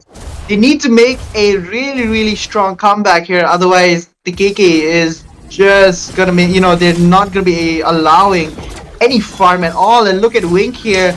I think he has to get away. Your Demon Hunter is not gonna help you out much here. He has the shield, but no, it's wait a minute. Popped up as well. Oh no! Yeah, that is the thing that I was talking about. And there we have it. Wink is forced to get away from that as well. My goodness me, top lane, we got Roblox being taken down by Mercy as well, but there we have it. Oh, Dark Baby is on its streak right now as well. He's got a lot of farm. Oh, let's go. I will be taking him out again in the skirmishes, and I think all across the map we have seen fights and fights again all over the map, but I think KK Esports, with the level leads that they have and the turtles that they have already gotten, have definitely got accumulated around 2k gold into their hands, and this is gonna be the start of their snowball potential. And I think you are right about this. The Grozer curse is gonna be lifted by Mr. Robbins here, but we'll never know until the end of the game, because for IC Paradise, they do have a late game scaling Claude, but the problem is that he isn't able to do anything this time around. But if this goes on, the side of KK Esports might be able to try to stop any farm coming through onto the hands of the Claude here, and we do not really want to see that. And look at them focusing onto the structure, onto the bot lane again, and they are all objective minded, just trying to get turtles and secure onto those turrets one by one, and this is definitely going to be giving them all the gains that they are needing. And yeah, the goal is going to be capitalized time and time again. And yeah, there we see finally the potential of a Rosa being played here this time, this game, and he's been completely left alone. Meanwhile, the teams has been staying together. This is what you usually do on the Assassin as well, but the Rosa does have a way to try to have go for the 2v1 situation as well, because this is a snowball Rosa we are talking about, and when he got the damage, he's unstoppable at that. But Mundo in the position. Oh my, Moon was so close to getting that fist crack there. So close, Dark Baby and Lifestyle would have been a pretty bad situation. Oh no, the feathered airstrike popped a wee bit too early there for their side. And now they're gonna be having a open, a letter for the Lord to be taken away as well. They got vision on them in the bot lane, as the minions are able to get that as well. There we have it. The first Lord has been slain by KK Esports. Yep, definitely a good one at that. And Genius wanted to the hands of the first time when he could really go for the feather, the things there, but it's still fine because he does want to have a little bit of a damage onto his hands again. But look at the Roser's build though. Robbins is already getting the brute force breastplate onto his hands and the War Axe, so he wants to go for the true damage as well as the defensive item, and maybe, just maybe, he's going for the reworked Endless Battle. This Endless Battle, the new one, is, giving away a little bit of a live prolonging team fights. You do not usually die easily here, so I think it's gonna be such a great choice. And also, there we go, he got the Endless Battle now, but the Lord is marching down onto the mid lane. Oh goodness me, what in the world was that, Roblox? Oh my, the burst worked out well, but Nico was able to get away, and the AFG, oh sorry, the feathered airstrike worked wonders against them. But look at that, the damage. Look at Mercy. Oh, they've been taken away one by one as well. It worked out kind of well, but oh my goodness, look at that. A wonderful stun coming up by a Demon King there. That was a pretty good move there, but the fact that they didn't focus on, Lifestyle there, that was an issue. The thing is, you're gonna be able to get shield.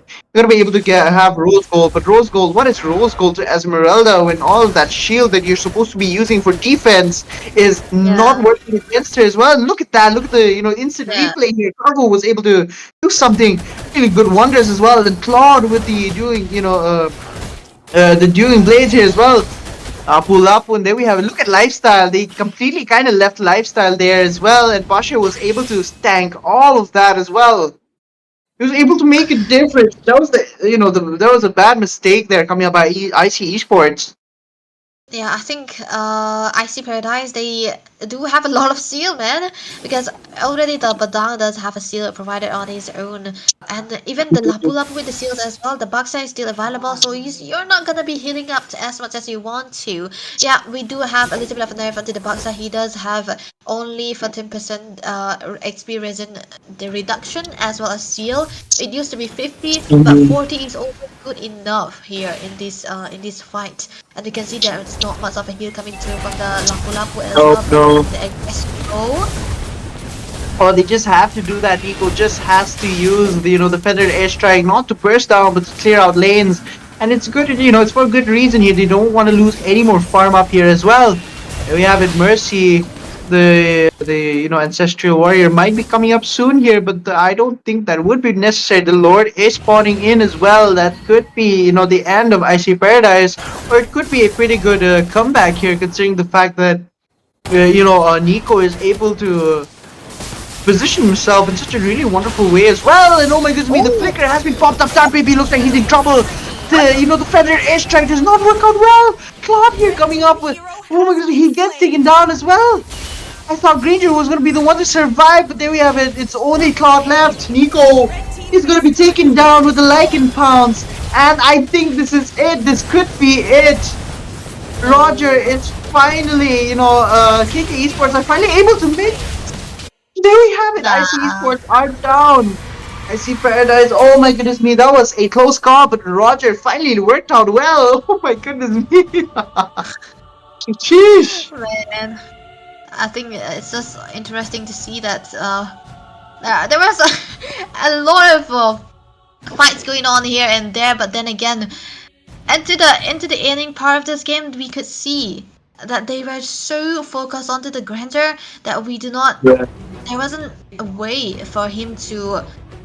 There was a way for him to survive, but then again, the dive coming through from the side of IC Paradise, they were too focused on the Granger. They were trying to kill him too much, but it really didn't work out. But yeah, the MVP of this game, we can see Robins here onto the Roser this time around, lifting the curse of the Roser we have seen so far today. The only guy who will make the Roser work is here with the MVP 672 the score, 76 teamfight participation, 900 gold per minute, and 26k damage. He's just too much on this hero, and we can see how much of a problem he caused for the backlines on the side of IC Paradise. The first hour wasn't strong enough to survive, and time and again he was able to burst down the front line too, because like it or not, when he have an endless battle as well as the War Axe, the true damage are gonna be full on, so we can see what he can do to the front lines. And this is what a snowbally kind of Roser looks like, right? And I don't think the Suyo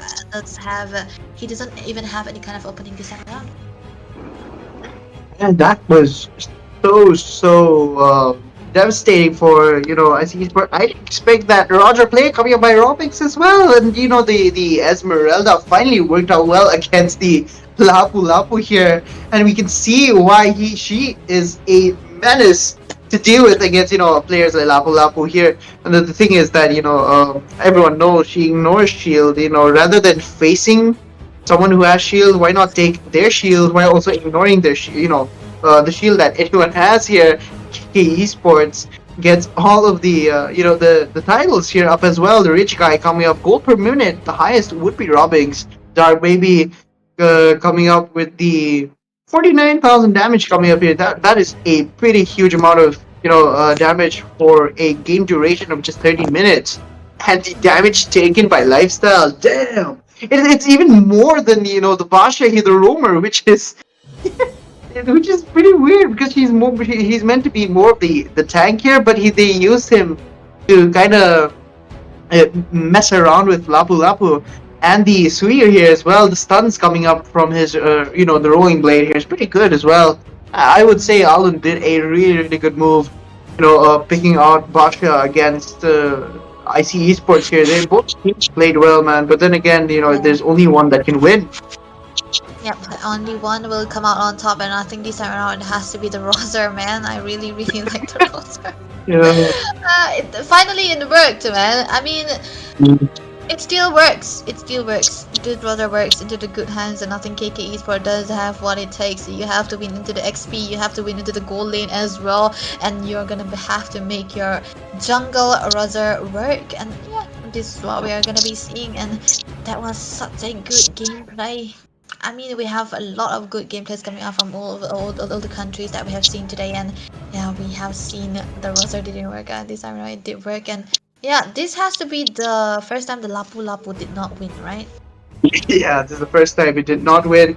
Considering the fact that he was such a good pick against, Granger there. Even though Granger had the mobility, it's just, you're not going to run away with the amount of distance that Lapu Lapu can gap. That's one thing that I was kind of surprised by, but I see Esports, they did their best. I think maybe the Suyu pick was really weird. I think maybe they could have picked out someone else. I think maybe the Nolan would have been pretty good there as well, because they were kind of the Roger was kind of squishy, I would say. And the thing was that he bought Windtalker first. That was a good thing that they could have gotten. What do I say? They could have taken advantage of. The War Axe is always going to be the second pick list for Roger's meta build right now. So that you can kind of snowball with Nolan there, with the fact that he's not going to have enough defense and HP that War Axe is going to provide. But the burst coming out from Nolan, over the fact that his damage has been worked out pretty good as well. I really love the way they brought him back up. Just as you've said, he's been long lost, long forgotten. Ever since his release, the moment his nerf came, pick rates of Nolan just disappeared, man. It's just 5-man games that just play Nolan right now. Oh, pretty well, GK Esports for the win. Thanks so much. Yep, that they did well, and I think they deserve the victory so far. And we have seen all the matches of today, and the winners are all, gonna be moving on to another bracket that we can see into the next game. But yeah. We have more matches coming up, and we are going to be streaming regularly every day. I think it's not Sunday, except Sunday. Yes. Yep, that was 3 states, so we'll never know what's going to be happening this time around. And I'm really excited to see another countries meeting up against each other. And of course, we're going to be seeing India playing tomorrow as well. So stay tuned for all of those that's going to be coming into the A2 for the True International. So that was it, I guess, ladies and gentlemen. We have a whole... I think we are gonna have to wrap it out right now, I guess, right? Yes, most definitely. We will be seeing you guys tomorrow, so stay tuned. There's so many teams left to play. There's even Malaysia. And the Philippines are yet to play as well. I'm so excited for those guys as well. We've seen what Indonesia has done. We've seen what Laos can do. We have seen so many of the teams here that they play well, exceptionally well, and I would say even there's always one winner in 2 of these teams, but in reality, there's never a loser here. It's just 2 winners in each team, in each match that I see, guys. So don't be disheartened with a loss. It's just you're basically winning with experience as well. So you take that as experience, and you'll be able to do much better in the upcoming matches as well. Thank you so much, guys, for coming in. Like, share, and subscribe, as well as we need all the support that you can give. Because, thank you so much, guys, for coming in. We will see you guys till next time.